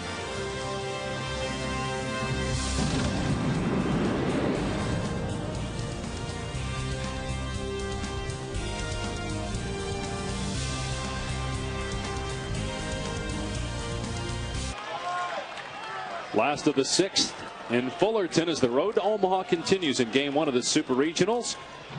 And the road to Omaha continues on ESPN2 Saturday night. Regional coverage of 3 games at 7 Eastern, including Miami and Ole Miss, Rice and Oklahoma, and North Carolina, Alabama. The Tar Heels leading that series 1-0.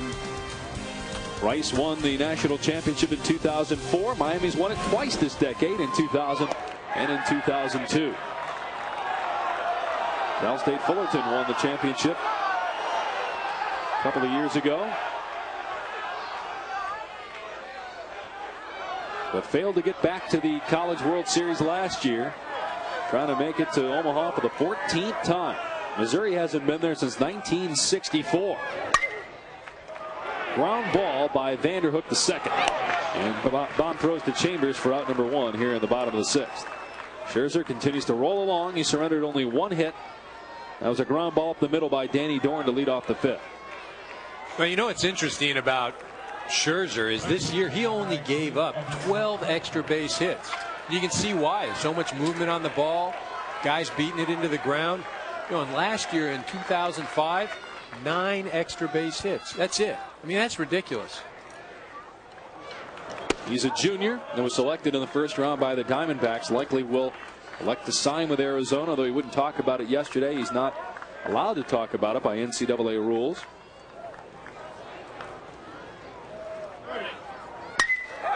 But here he gives up a long fly ball to left field. Back up against the wall is Taylor, and he's unable to make the catch.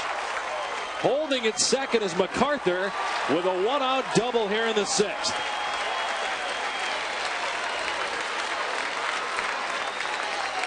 Well, that was just a ball up in the zone, and Evan MacArthur got a hold of it. Flag's blowing a bit out. Just out over the plate. MacArthur was allowed to extend his arms and drove the ball just over the reach of Zane Taylor in left field. Got back there and just a bit out of the way. You know, and this is what we've talked about. You know, as well as Scherzer has pitched, the offense has let him down because he can't afford it. He makes one mistake. He makes one mistake now, and he's behind by 1 run. I bet you could read his lips there. He was not happy. He knew right away as soon as he let it go that that was going to be either up against the wall or out. I think he said shucks. Clark Hardman 0 for 1. Runner in scoring position for the first time tonight for Cal State Fullerton. Another tremendous pitch. Beautiful off-speed pitch, 0-2. Well, and as a hitter, the last thing you really want to do is be 0-2 against a guy like Max Scherzer. He can do so many things to you right now, and if you're up at the plate, you've got to shorten up, get right on top of the plate, and really just try to make contact. Don't worry about driving the ball. Especially because you got him mad with the last hitter.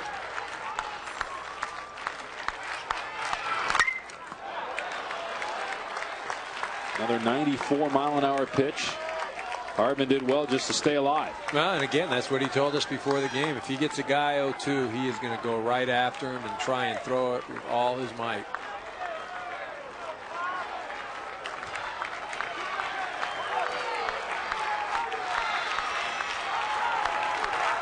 Here's the 0-2. Instead, stepping off the rubber is Scherzer.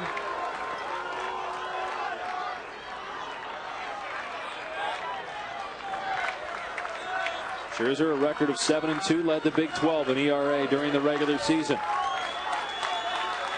He is the highest draft pick in Missouri baseball history, and we are seeing why here tonight. Well, that pitch coming in at 95. So he's pumped it up a little bit. Now it's 2 fastballs in a row. You know, if you are pitching right now, it may be time to throw an off-speed pitch or something out of the zone just to show the hitter something different, because he's seen 2 fastballs already.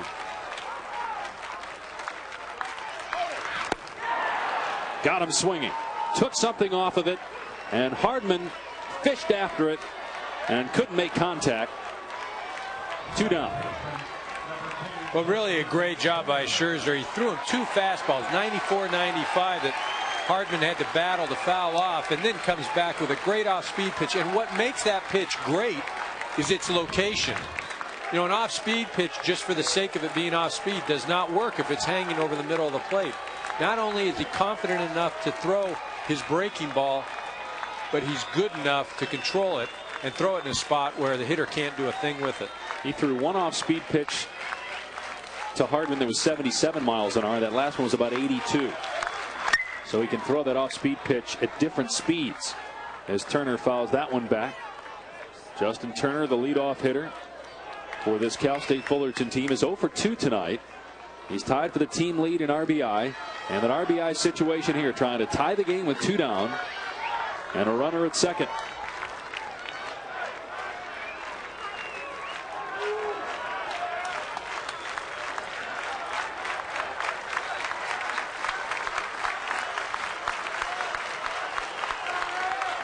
Scherzer gave up a single in the 5th and a double here in the 6th, and that's it. He struck out 5 and has not given up a walk.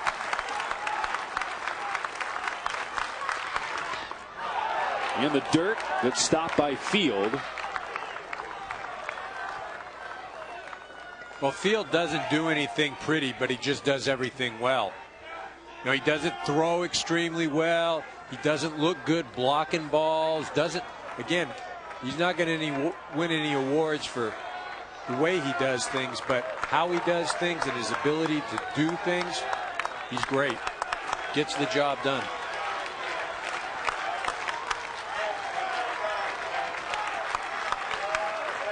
Scherzer shakes off the first 2 signs. Now he's ready for the 1-1. Turner swings and lifts it down the right field line. Fair ball. MacArthur will score to tie the game at 1. And Turner into second safely with a double. Well, this is really a great job of hitting by Justin Turner. This is a pitcher's pitch. It's low and away. Turner just trying to make contact. Fastball low and away. Turner stays with it, drives the ball to right field. Again, I'm going to say this till I'm blue in the face. Scherzer has played an unbelievable game up to this point and makes a pitcher's pitch. And what does he have to show for this so far, this effort tonight? A tie ball game, 1-1. 17 double and team leading 40th run batted in for Justin Turner. We're tied at 1. Missouri has 6 more hits, but has stranded 8 base runners. And that's why Scherzer is in this position with a tie ball game. Well, we talk about the 8 stranded base runners. And how many of those guys have been in scoring positions? And bases loaded, nobody out in the 3rd, they don't score.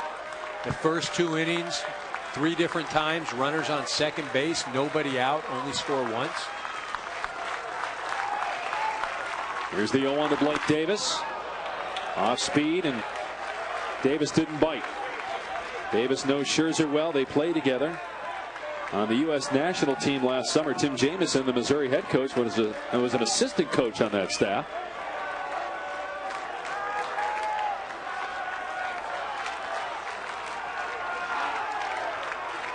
Blake Davis, the Fullerton Regional MVP, trying to come up with a big hit here in the Super Regionals.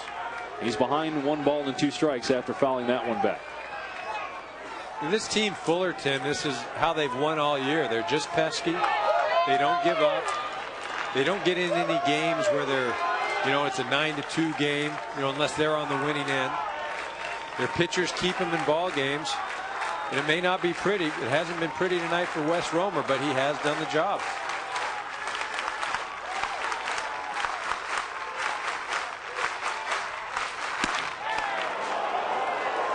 That just misses. It's 2-2 to Davis. That's a tough pitch to take right there if you're the hitter. It's not so much that you took the pitch because you thought it was a ball, or it's a situation where, look, I can't get to it, so let's hope it's a ball.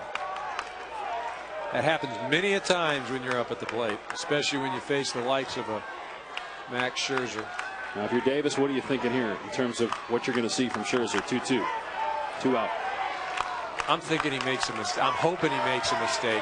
Look, 2-2, you're not looking for any specific pitch. When you're behind in the count or when you're even in the count, you're just up there right now trying to put the ball in play. Davis stays alive. You know, you've got a runner on second base. It's an RBI situation. The last thing you want to do is strike out, and striking out looking. At least give yourself a chance, spread out. Just think about putting the bat on the ball. A pair of doubles this inning for Cal State Fullerton to tie the game at 1. And the 2-2 to Blake Davis. He does go down looking. Strike 3 call.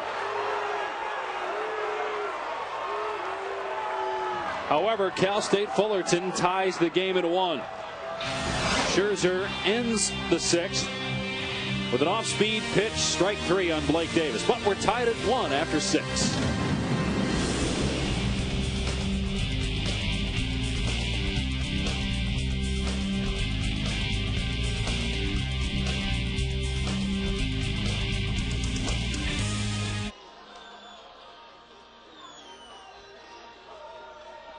Cal State Fullerton has tied the game. An RBI double by Justin Turner. Even at 1 apiece as we go to the 7th. Max Scherzer, as you mentioned earlier, Eric, has pretty much dominated the matchup with Wes Romer, the first team All-American. But we're even as Romer gets ready to work the 7th inning. Well, he really has dominated. If you've watched this game, I mean, Scherzer has been dominant. Fullerton has not been able to do too much. But you look in that runs column, 1-1 ball game, and you have to credit Fullerton. I mean, they've been on the brink of being in a lot of trouble, and Wes Romer was in trouble the first 3 innings, and he battled and battled, and that's why he's one of the best pitchers in the country. Fry tries to bunt to lead off the 7th, and he's retired easily. Dave Pasch, Eric Karros. NCAA Super Regionals, the winner of this best-of-3 series, goes to Omaha and the College World Series next week. We're at Goodwin Field. Cal State Fullerton, the 5 seed. Nationally, Missouri was a 4 seed in its region last weekend. It became the first ever 4 seed to get to the Super Regional round. We're tied at 1. Cal State Fullerton was not able to do much against Max Scherzer the first 5 innings, but finally got one across in the bottom of the 6th. Missouri scored its run in the 2nd inning, but has stranded 8 base runners. However, Wes Romer has retired the last 5 batters he's faced, including 4 strikeouts. 1-1 here to Derek Chambers, the number 2 hitter, the first baseman. And he plucks him. Well, Romer's only given up 6 walks, but that's the 23rd hit batsman. That's a school record. Well, and that goes along with the lines of his ability, or I should say, he likes to go inside. And when you go inside and pitch inside, if you're going to miss as a pitcher, miss when you hit the guy. Don't miss out over the plate. You'll get into a lot of trouble. Every inning but the 6th, either the leadoff hitter or the number 2 hitter in the inning has reached base. Chambers on board here after being hit by a pitch with 1 out of the 7th. Jacob Priday at the plate. 1 out of 3 with a single in the 3rd. Romer struck him out back in the 4th. Here's the first offering. Just misses. Just misses. I don't think Romer was too happy with that call.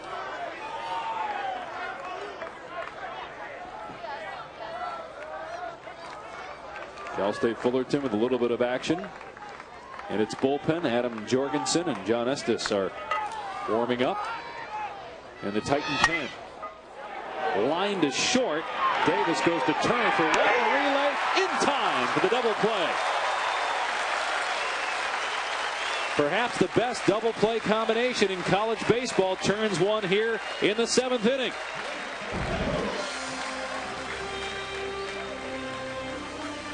Davis to Turner to Pill. To the bottom of the 7th we go, even at 1.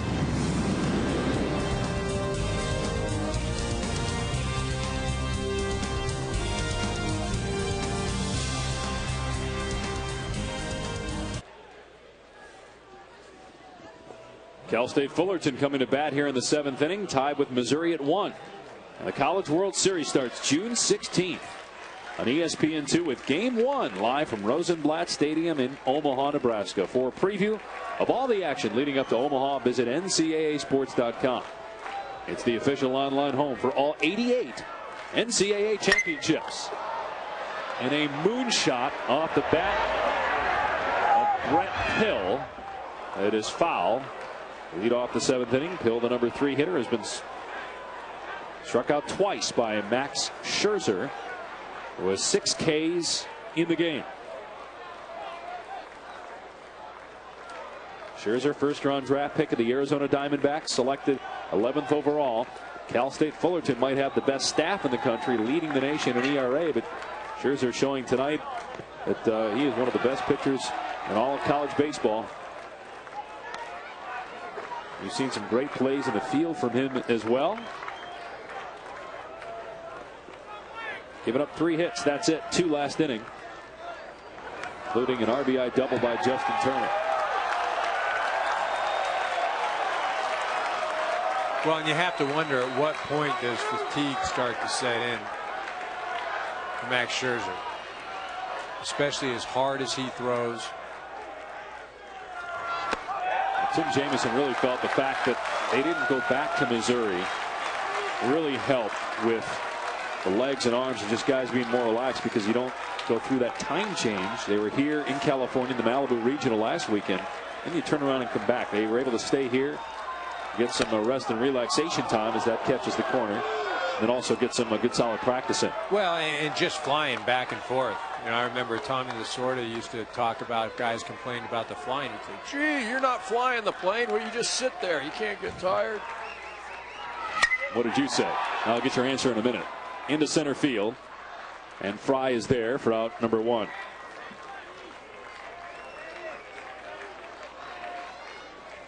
Take a look at the last 3 starts for Scherzer against all number 1 seeds in the NCAA tournament. Well, and as we see, he's pitched 7 innings in each of those games, and you have to wonder if, you know, it's great that he can go deep into games, but, you know, at what point does it start to have an effect? I mean, can you throw 4 games going 4 times in a row going 7 innings, 5 times, 6 times? You know, and he has thrown extremely well lately, but, you know, with the intensity and, you know, the fact that he has to be so pinpoint accurate, there's no room for error. You know, that takes its toll. It doesn't matter how many pitches you throw when every pitch is a do or die pitch. I think people are still waiting on pins and needles for your answer on what you said to Lasorda when he told you you weren't flying the plane, you're just sitting there. Not suitable for family broadcasts. Here's the 91st pitch by Scherzer. Swing on and a miss by Danny Dorn, and it's 1-2 to him. But again, that's what we talk about, the advantage of, you know, Cal State Fullerton having an opportunity to host a regional and then a super regional. I mean, that's huge when it comes to moving on. Although they lost in the super regional last year, that cut the home plate umpire David Wiley. Fullerton hosted Arizona State in the super regionals last year and led late in the game 7-2, but ended up losing. And a player anonymously posted an article with a picture of Ricky Romero, the pitcher in that game, the first-round draft pick of the Toronto Blue Jays, as a kind of a reminder of what happened last year, with the words, "Don't let it happen again." And head coach George Horton, who you see there, left it up and then just recently put up another sign saying that is in the past. And then he took both signs down just prior to game 1 of this series. Well, and, you know, having an opportunity to see all the teams at the College World Series last year and seeing Cal State Fullerton, you know, I can honestly say that Cal State Fullerton probably had the deepest of any of the teams I saw. Lifted into short left field, a base hit for Danny Dorn, his 2nd hit in this game. Now, that's a great thing about this NCAA tournament, is that if you don't become one of those top 8 teams to get to the College World Series, it doesn't matter.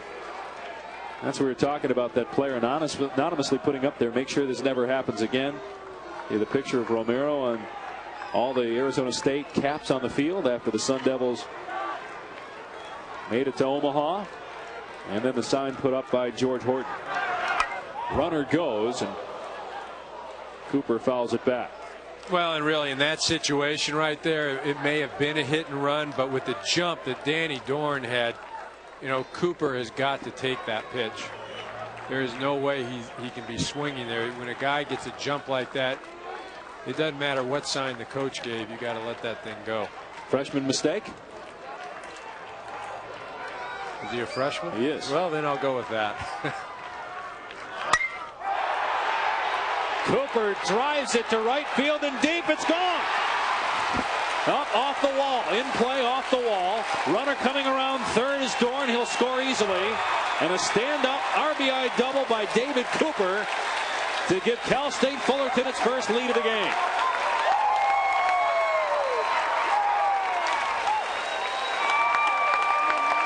Well, and where Scherzer has been beaten, whether it was the double earlier in the game by Justin Turner, excuse me, not by Justin Turner, by Evan MacArthur, or in this situation right now by David Cooper, the ball is up. Just misses a home run. You know, and maybe David Cooper knew what he was doing when he was fouling off that pitch on the previous one. Tim Jamison out there. You start to worry here about Max Scherzer. He's given up 4 hits in the last 2 innings after allowing just 1 in the first 5. Well, he looks a bit more mortal here in these last 2 innings. And again, it's not necessarily the number of pitches, but each pitch he has to be absolutely perfect. That's why Missouri not scoring more than 1 run in those first 3 innings really places a toll on the pitcher and what he can and can't do. You know, there's no, well, let me just go out there. I've got 3 or 4 runs. I don't have to be pinpoint right here. Every single pitch, he's got to give it everything he has, and eventually that wears you down. They left 8 runners on through the first 4 innings and only had 1 run to show for it. Brant Combs and Taylor Parker are now warming up in the Missouri bullpen. Cal State Fullerton leads on David Cooper's double high off the wall in right field.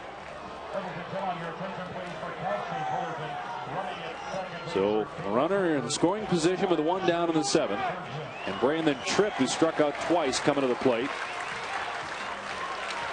And a pinch runner, Joe Turgeon, will come on for Cooper at second base.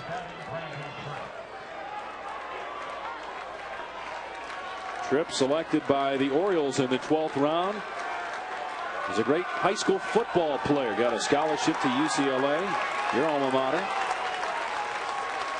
And one of the things George Horton, the head coach, likes about Tripp is he brings a football mentality to baseball. Well, and that's what he does do. He's very aggressive, not afraid to run into a wall in the outfield. You know, plays that down and dirty ball game.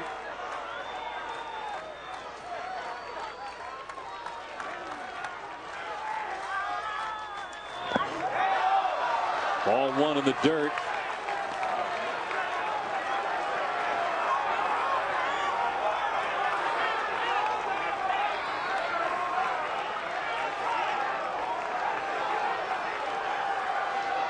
And a conversation on the mound again, this time with the catcher field and the first baseman, Derek Chambers. Well, I think they're just buying some time because Scherzer looked into the dugout right after that pitch as if to say, look, you know, I know what else I've got here. Although George Horton told us that he thinks Missouri's bullpen matches up pretty well with Cal State Fullerton's lineup. He was pretty impressed with what he saw out of the Tigers bullpen during the regular season. There's Taylor Parker warming up.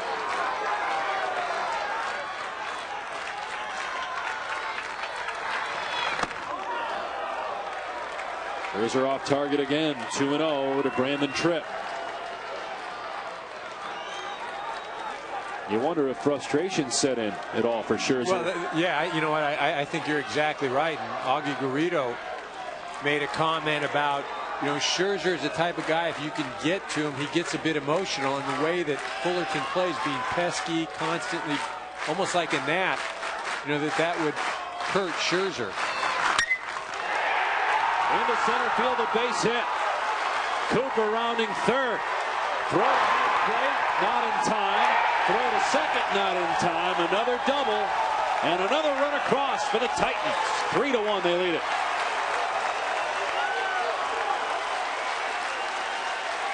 You know, and really the difference in this ball game is when Cal State Fullerton has had opportunities, they haven't missed them. You know, Brandon Tripp just driving the ball right back up the middle. Again, not hit extremely hard, but just finds the right hole. But Cal State Fullerton, when they've had the opportunity, they've made the most of it.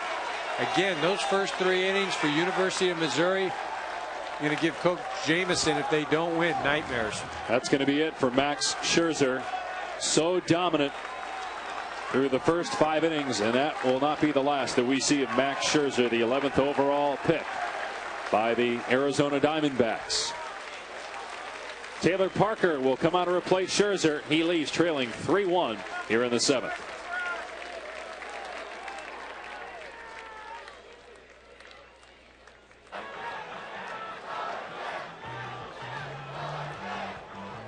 Three to 1, Cal State Fullerton leading.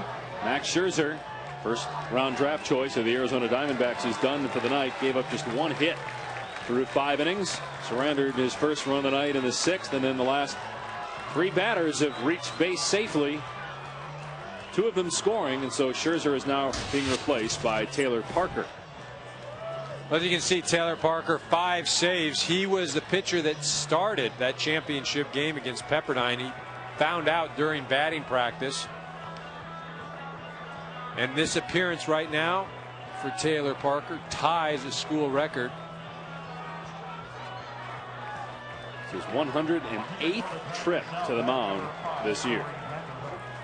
He was drafted by the Chicago Cubs, one of the teams you spent some time with. 21st round draft choice was Taylor Parker. He'll face Corey Vanderhook here with 1 out and a runner in scoring position at second base.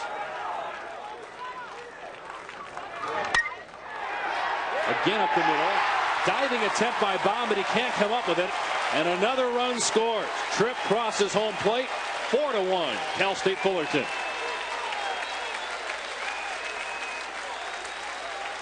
Well, and this is what Cal State Fullerton does best. They just wear you down. They're not going to hit the ball out of the park. Their pitching staff is going to keep them in the ball game.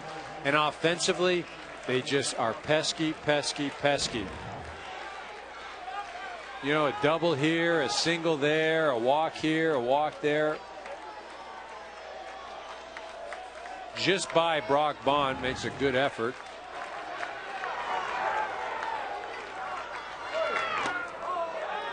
Evan MacArthur takes inside. MacArthur doubled and scored the first run of the game for Cal State Fullerton. Titans have scored 3 times here in the 7th.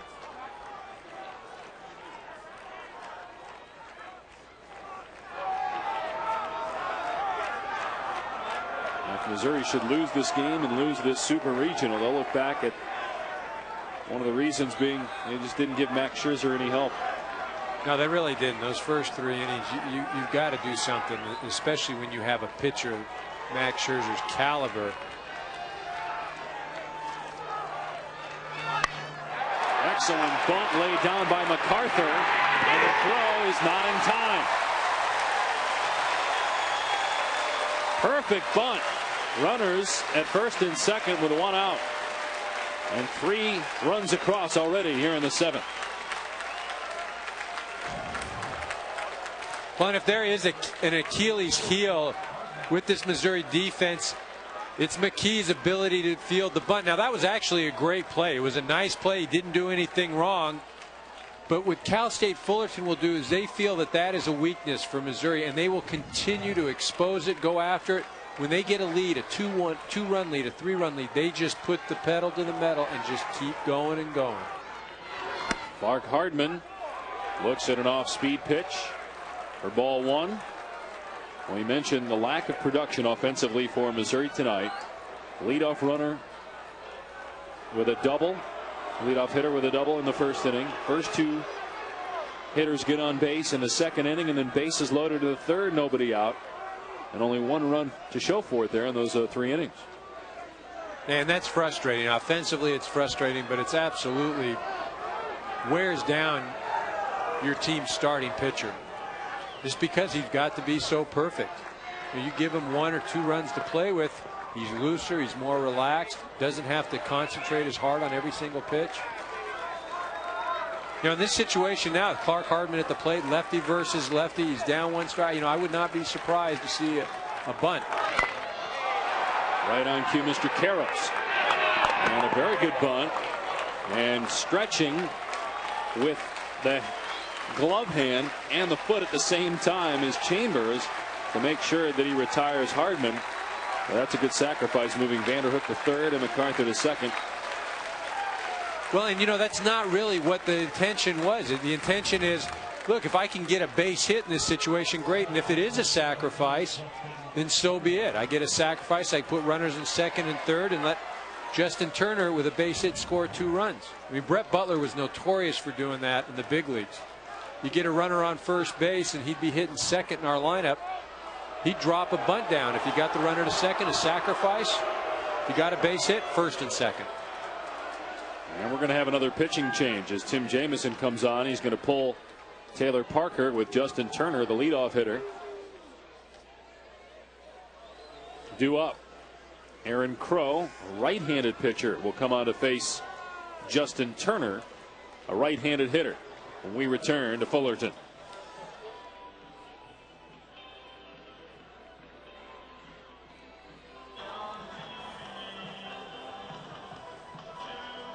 Freshman David Cooper had the big hit. A double earlier this inning that scored Danny Dorn and gave Cal State Fullerton a 1-run lead. Aaron Crow, the third pitcher of the night for Missouri, comes on for Taylor Parker. He's got a pretty good slider, a decent changeup. He'll throw about 87, 88 miles an hour. The one thing about Aaron Crow is he does throw strikes. Go right after hitters. 3-to-1 strikeout to walk ratio on the year. Yeah, I was just looking. You know what's interesting about this Cal State Fullerton team? Only 1 time today in this ball game did they get the leadoff hitter on, and that was in the 5th inning, and he was erased with the next hitter who hit into a double play. Where Missouri, the first 4 innings, they had the leadoff hitter on, only scored 1 run.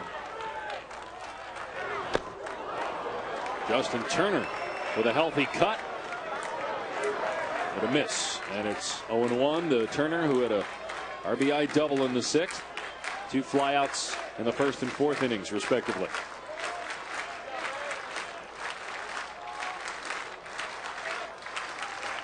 Turner, a second-team All-American, a senior from nearby Bellflower, California. Big West Co-Player of the Year. That's in the dirt. Field kept it in front of him and able to track it down, keeping both the runners at second and third.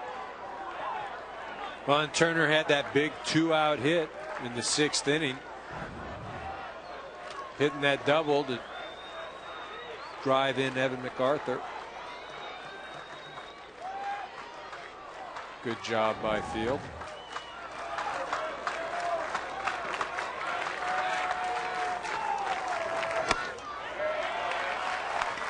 Outside ball 2. Game 2 tomorrow night. We're at 10 o'clock Eastern, 7 o'clock local time. There's a best of 3 double elimination. Winner goes to Omaha in the College World Series. Missouri just 2 out of 14. Yeah, that 2 for 14 just jumps out at you. True. Left field line fair. 2 runs will score. Turner with a stand-up double. RBIs 2 and 3 on the night for Justin Turner, and it's 6-1 Cal State Fullerton.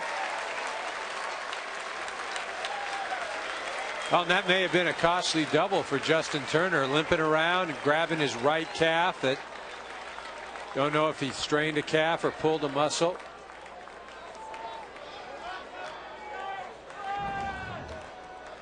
Well, this pitch right here, just a off-speed pitch up in the zone. You see Field setting up outside, leaves it over the plate, drives the ball in the left field corner, and you can see that it was before he even got to first base that he either pulled something not feeling right, and it looks like they're working on that right calf just below the knee. Well, we mentioned that this is a double elimination format, so even if Cal State Fullerton wins here tonight, they got to come back and win game 2 tomorrow night, and they cannot afford to have Turner miss that game. No, of all people, Justin Turner, again, as we talked about at the beginning of the show, he's really the leader of this ball club. I mean, you know, he was a bat boy early on in his childhood for this Cal State Fullerton team. Dad, good friends with third base coach Rick Vanderhook.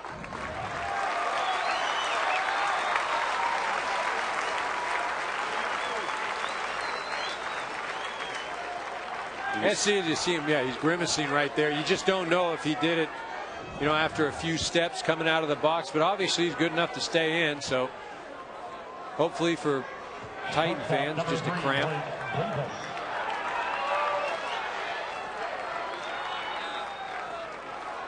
So Blake Davis, the 9th batter here in a 5-run 7th for Cal State Fullerton.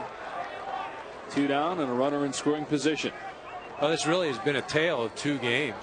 You go through the first 5 innings, Missouri 1-0. They just looked dominant. But you knew that it was going to be Fullerton's night because they had escaped so many jams. And that gets away from Field. Advancing to third is Turner. So a passed ball there.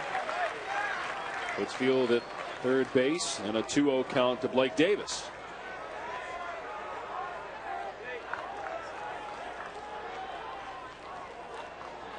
We've talked a lot about Cal State Fullerton being able to play small ball. This is also a team that's hit 40 home runs this year, so they've got some power and very good staff. We mentioned that game 2 is tomorrow night. Lauren Gagne will get the call tomorrow night.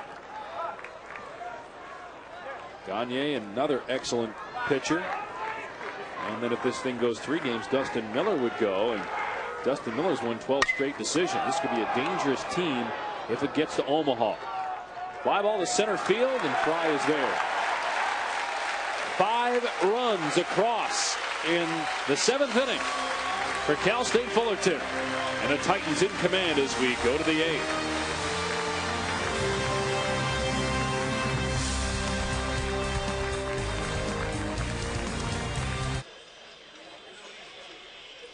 A 5-run 7th inning for the home team, and Cal State Fullerton carries a 6-1 lead into the 8th inning. Time now for our Coke Zero game track. It looked good earlier for Missouri. Well, it really did. They had a number of opportunities, but this is the only one they could cash in on. John McKee hitting a double, scoring Hunter Mintz, putting Missouri ahead 1-0. But Fullerton kept it close, and then David Cooper with a booming double just missed a home run by a few feet. Cashes in the Fullerton run. Fullerton went on to have a big 5-run inning in that 7th inning.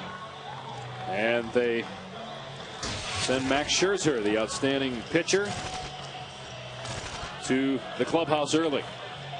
He looked great, striking out 6 and only giving up 1 run through 5 innings. As we look at our Coca-Cola Zero game track here, and Scherzer in the 7th inning struggled, but did not get a lot of help offensively. 8 men left on base in 4 innings. Yeah, and those 8 guys we're talking about second and third. Fullerton, only 2 runners left on base tonight. Two runners. That is, I'll tell you what, that's efficiency right there. That's the kind of team that Cal State Fullerton is. Taylor is 0 for 3 reaching on an error. He was part of that the 3rd inning that had the bases loaded for Missouri with nobody out. The Tigers couldn't get a run. Wes Romer, the starting pitcher for Cal State Fullerton, still working here in the 8th. He's gone at least 7 innings in 17 of his 18 starts this season. First team All-American sophomore pitcher. Struggled early on, didn't have his best stuff, but has been good enough and now has a 5-run cushion.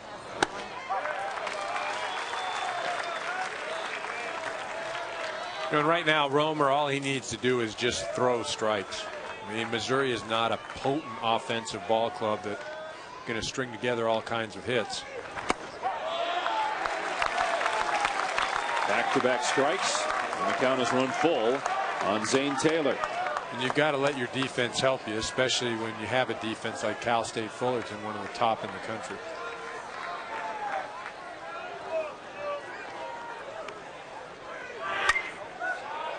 Popped up foul behind home plate. Vanderhook running out of room.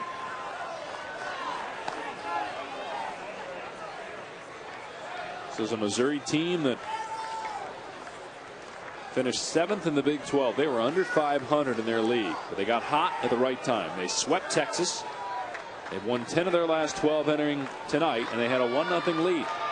And it looked like it might hold up the way Scherzer was pitching.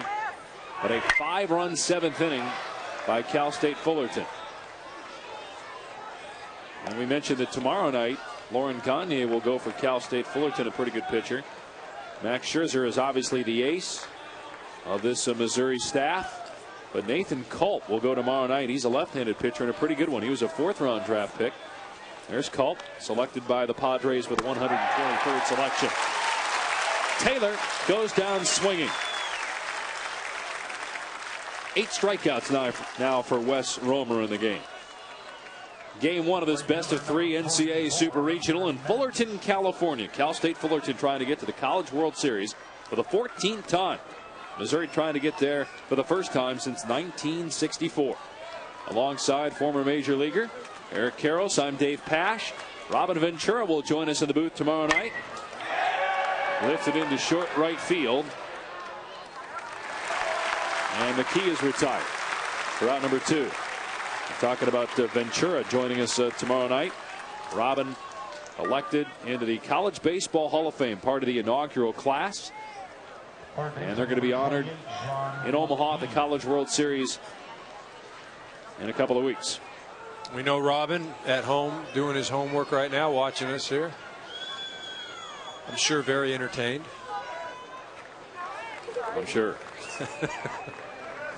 2 down here in the 8th.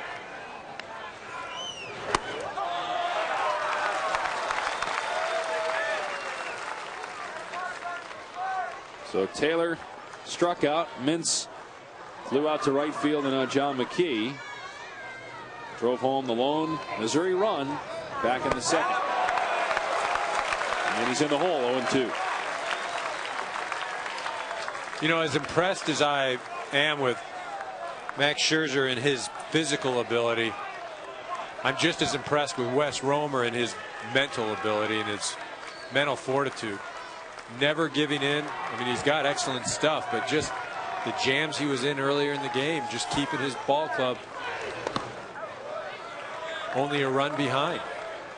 And then just becoming even more dominant as the game has gone along. I mean, it would have been very easy for him to get flustered. That bases loaded jam that he got out of in the 3rd inning without allowing a run. I mean, when you talk about mental makeup and fortitude, this is a guy you pattern yourself after. 118 pitches, and about 100 of those were in the first 3 or 4 innings. At least it seemed like that. Well, you can see right now, you know, Wes stepping off, and again, this goes back to this being the first game that Corey Vanderhook has started. Just misses the outside corner there. It's 2-2. With Wes Romer on the hill.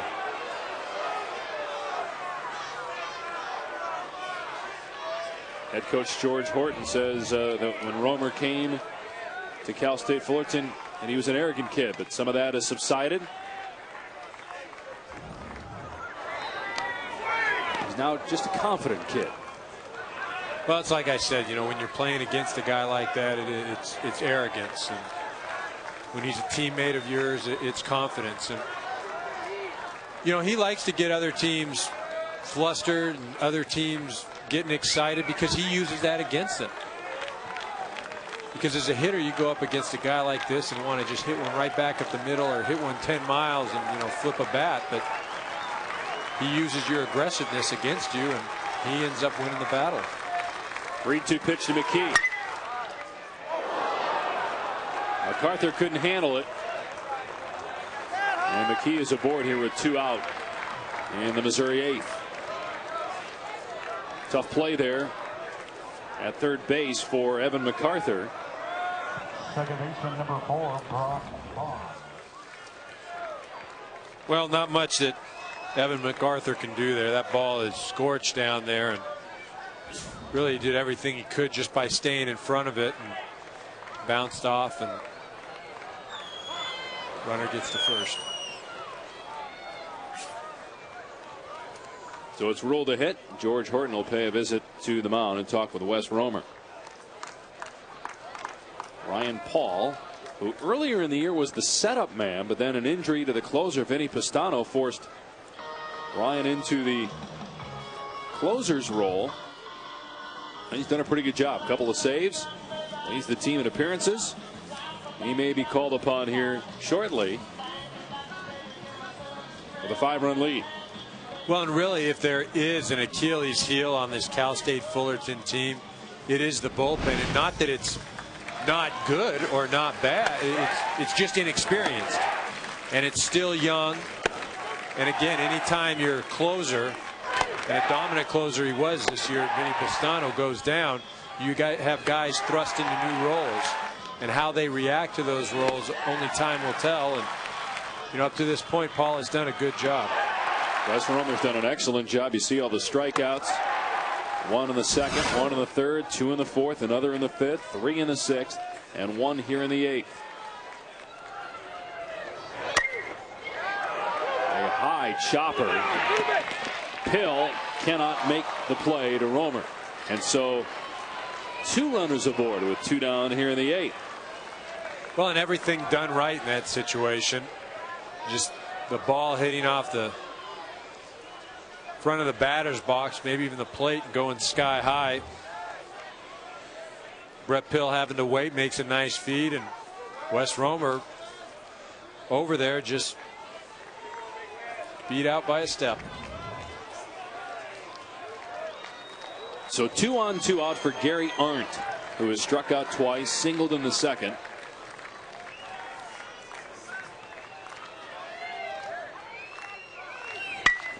Right back to Romer.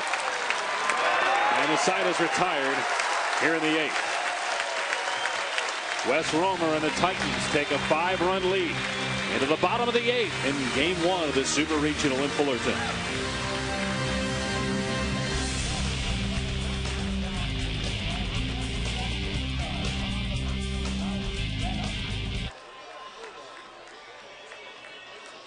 Cal State Fullerton with an opportunity to add to a 5-run lead, leading 6-1 here in the bottom of the 8th. Time now to take a look at our sonic drive. It happened in the 7th inning. The game tied at 1. Freshman David Cooper to deep right field, just misses a home run. Good enough to score. Danny Dorn with a go-ahead run. And they tacked on 4 more and have a 5-run lead. As we go to the bottom of the 8th, freshman David Cooper had a terrific rookie season, a .273 batting average for the business major from Stockton, California.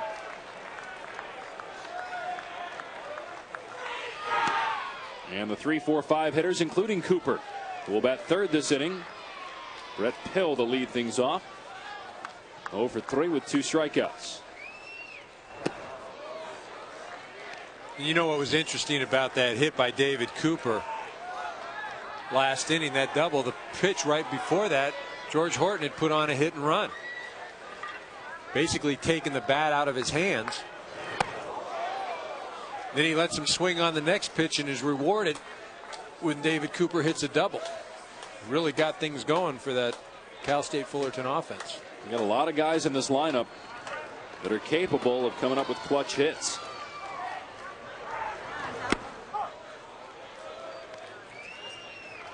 There are 8 different players with at least 26 RBI coming into this game, and no player with more than 39 entering this game.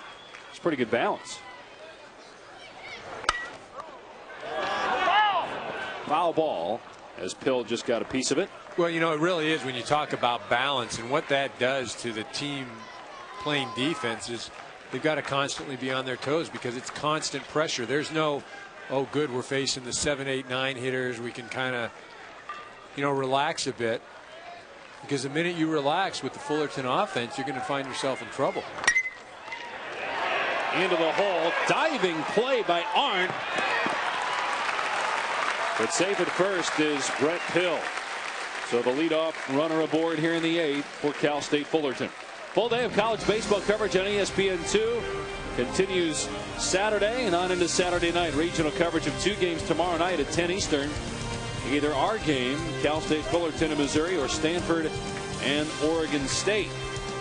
Oregon State is the only team from the 2005 College World Series that is still alive.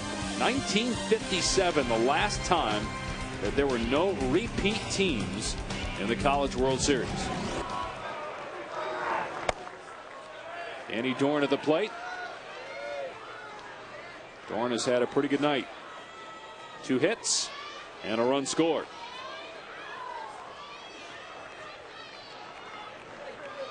Now, you talked earlier about the fact that more college players are getting drafted these days. Why do you think that is? You look at the top of the draft and you're seeing more and more college players getting selected. Well, I think a lot of it has to do with their ability to get to the big leagues a bit quicker. And it just depends. It goes in cycles. I mean, sometimes you'll go through a stretch where for many years it just seems like high school kids, that seems to be where the talent is. And different teams have different philosophies. Popped up foul, third base side. And some teams will just focus on high school kids and feel like, high school kids are raw enough that they can mold these types of kids into the players that they want for their respective organizations, where, a college kid may start to have kind of his own identity, may play the game a certain way. I mean, there are arguments that can be made both ways. But you think that's one of the reasons why we're not seeing as many repeat teams? Well, I think the reason for that is because teams that go to the College World Series usually have starting players that are juniors or draft eligible. And those players that are very good and that have an opportunity to play in the World Series, they're ready to go on to pro ball. Throw to first. And Pill is back. And that's why it's so difficult to repeat. If you look at teams that make the world, they very rarely do they repeat as far as going back to Omaha. But you'll see it Texas, and then maybe 2 years from now you see Texas again. It's kind of a retooling process. Cal State Fullerton failed to make it last year after winning it in 2004, and they were not a national seed. This year they're the 5th seed nationally. They weren't seeded when they won it a couple of years ago.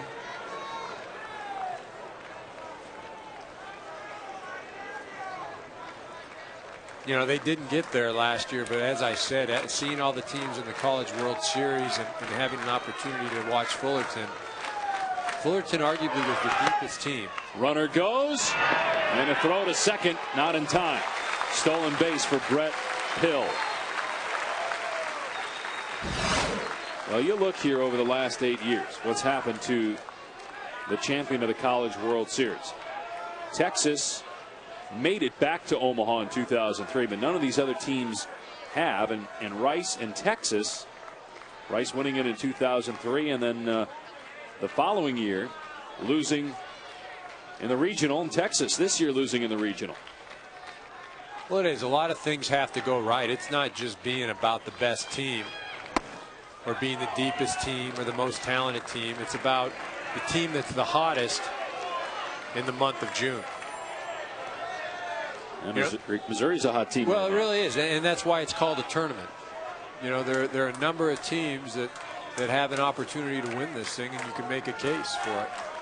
Missouri was a team that was under 500 in the conference and was a 4 seed in the regional as Dorn is retired, but ended up making it to the Super Regionals and had a 1-0 lead. Things look good with ace Max Scherzer on the line on the mound earlier in the game, but a 5-run 7th inning for Cal State Fullerton might be too much for this Tiger team to come back from. Well, and as we said, offensively, they're not any kind of juggernaut. And, they're going to have their work cut out for them in this 9th inning. Matthew Fahey, pinch hitter, will come into the game replacing David Cooper. Drove in the go-ahead run with that double off the wall in the 7th inning.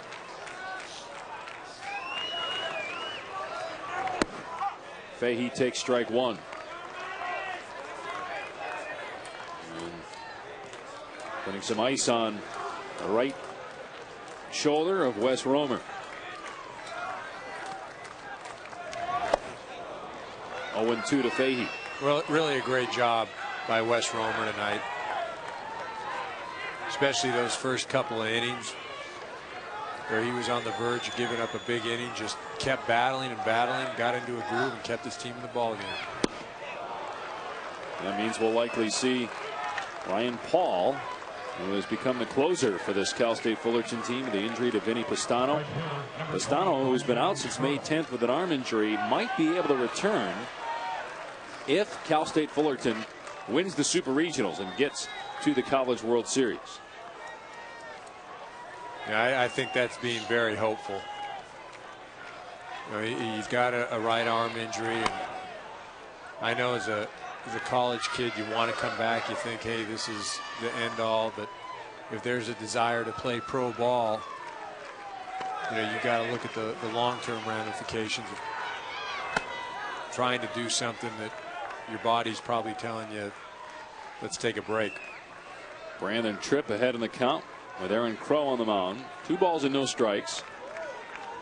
Tripp with an RBI double last inning, struck out twice in the 2nd and 5th innings against Scherzer, but finally got to him last inning. And that kind of broke open the game. No, it really did. And that's, that's just kind of been the trademark of Fullerton baseball. There's Scherzer, still rooting his ball club on. There's a man that did the damage there, David Cooper. That gets away from field, and the throw to home plate not in time. Crow got there, but the throw was just a little bit late. And Brett Hill scores another run. It's 7-1 Cal State Fullerton. Fullerton really, they just play a game of attrition. They're not going to beat themselves. They're going to pitch well, play well defensively. This ball gets by field, and in comes Brett Hill. A good read. Again, Fullerton just constantly wearing you down, beat you down, beat you down. Second pass ball for J.C. Field, but they're able to get the strikeout to Brandon Tripp. However, one more run for the Titans, and they lead by 6. We go to the 9th in Fullerton.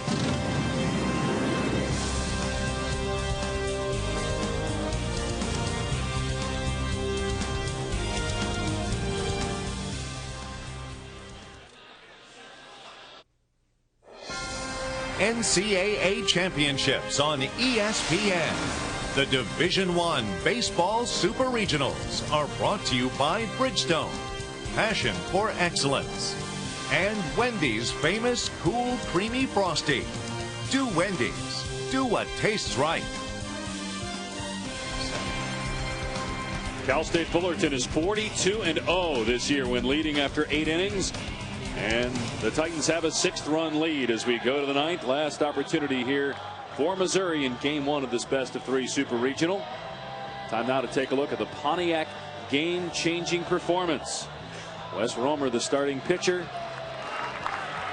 Tight for Cal State Fullerton. Settled down after struggling early in the game, giving up 8 hits on 1 run.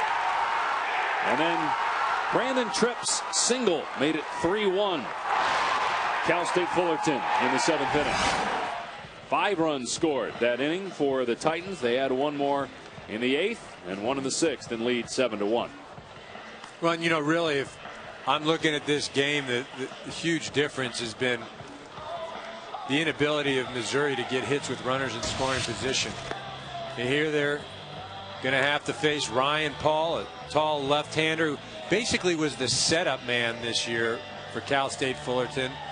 turn the ball over to Vinny Pastano, who, as we mentioned earlier, is out with an arm injury. Paul's kind of been thrust into this closing role, and he's done a good job. But what he doesn't have experience.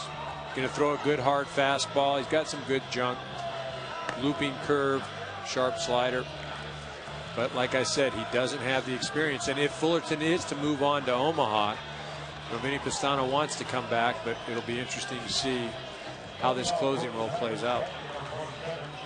Cal State Fullerton is 3 outs away from capturing game 1 of the Super Regional. Game 2 tomorrow night, 10 Eastern, 7 Pacific time, here on ESPN2. Lauren Gagne, a 13-game winner, leads Cal State Fullerton in victories. Will take them out against Nathan Culp for Missouri, who tied the school record for wins this year and was a 4th-round draft pick of the Padres.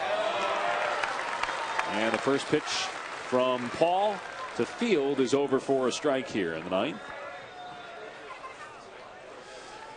Lauren Gagne, a junior from Santa Cruz, California, drafted in the 10th round by the Tigers.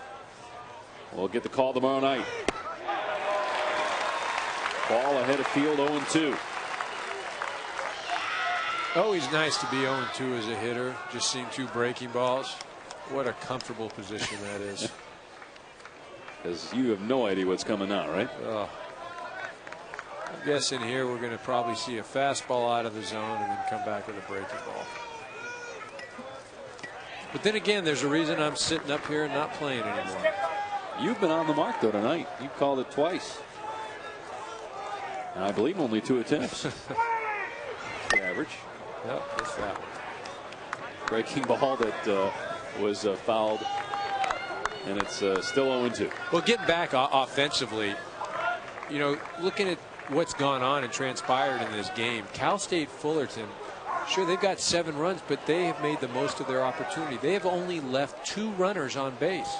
While Missouri, you know, they've only got 1 run. They've left 10 guys on base. And that's not 10 guys at first base either. They left 8 runners on base in the first 4 innings, including having the bases loaded with nobody out in the 3rd. Well, and that's what we keep talking about. That first 3 innings, I mean, you could take the wind out of the other team's sail if you can score some runs. And the bases loaded, you don't score. And again, first 2 innings, man on second 3 different times with nobody out, and they get 1 run. Fry, the leadoff hitter in the game, doubled to start the game, was stranded at 3rd. Mintz singled and stole a base to start the 2nd. McKee brought him home. And then you had the 3rd inning where the first 3 batters reached safely, and then the next 3 couldn't even get it out of the infield. A pop-up, strikeout, and a ground out to end the 3rd with no runs. Did he go around? Yes, he did. Strike 3. So Field is retired. 1 down here in the 9th. Well, Paul's got a good breaking ball, and that's really, we can see Field going. Correct call by home plate umpire David Wiley. I knew I'd get that before the game ended. So back to the top of the order, and Evan Fry with a 1 out here in the 9th. Including that double to start the game. We're in Fullerton, California, game 1 of the Super Regional. Missouri with more hits than Cal State Fullerton tonight, but trailing by 6. Dave Pasch and Eric Karros, Robin Ventura will join us in the booth tomorrow night. And Sunday, if Missouri loses tonight and comes back to win game 2 tomorrow night. As I've talked about, I should say we've talked about the ineptitude of Missouri's offensive first 3 innings. You have to remember, they're facing one of the top pitchers in collegiate baseball in Wes Romer.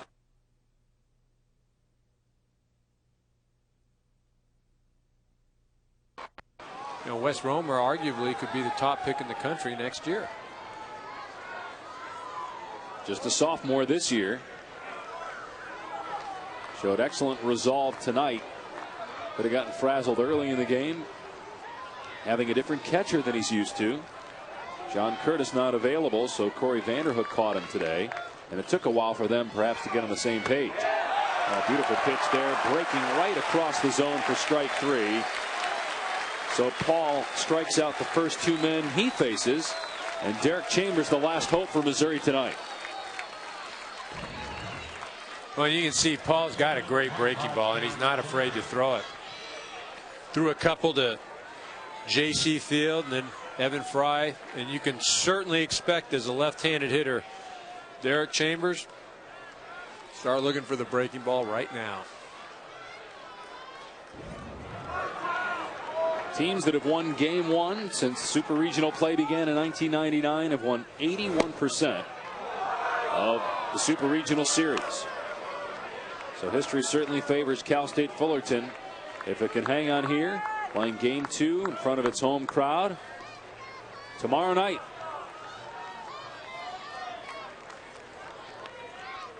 One 1-0 to Derek Chambers.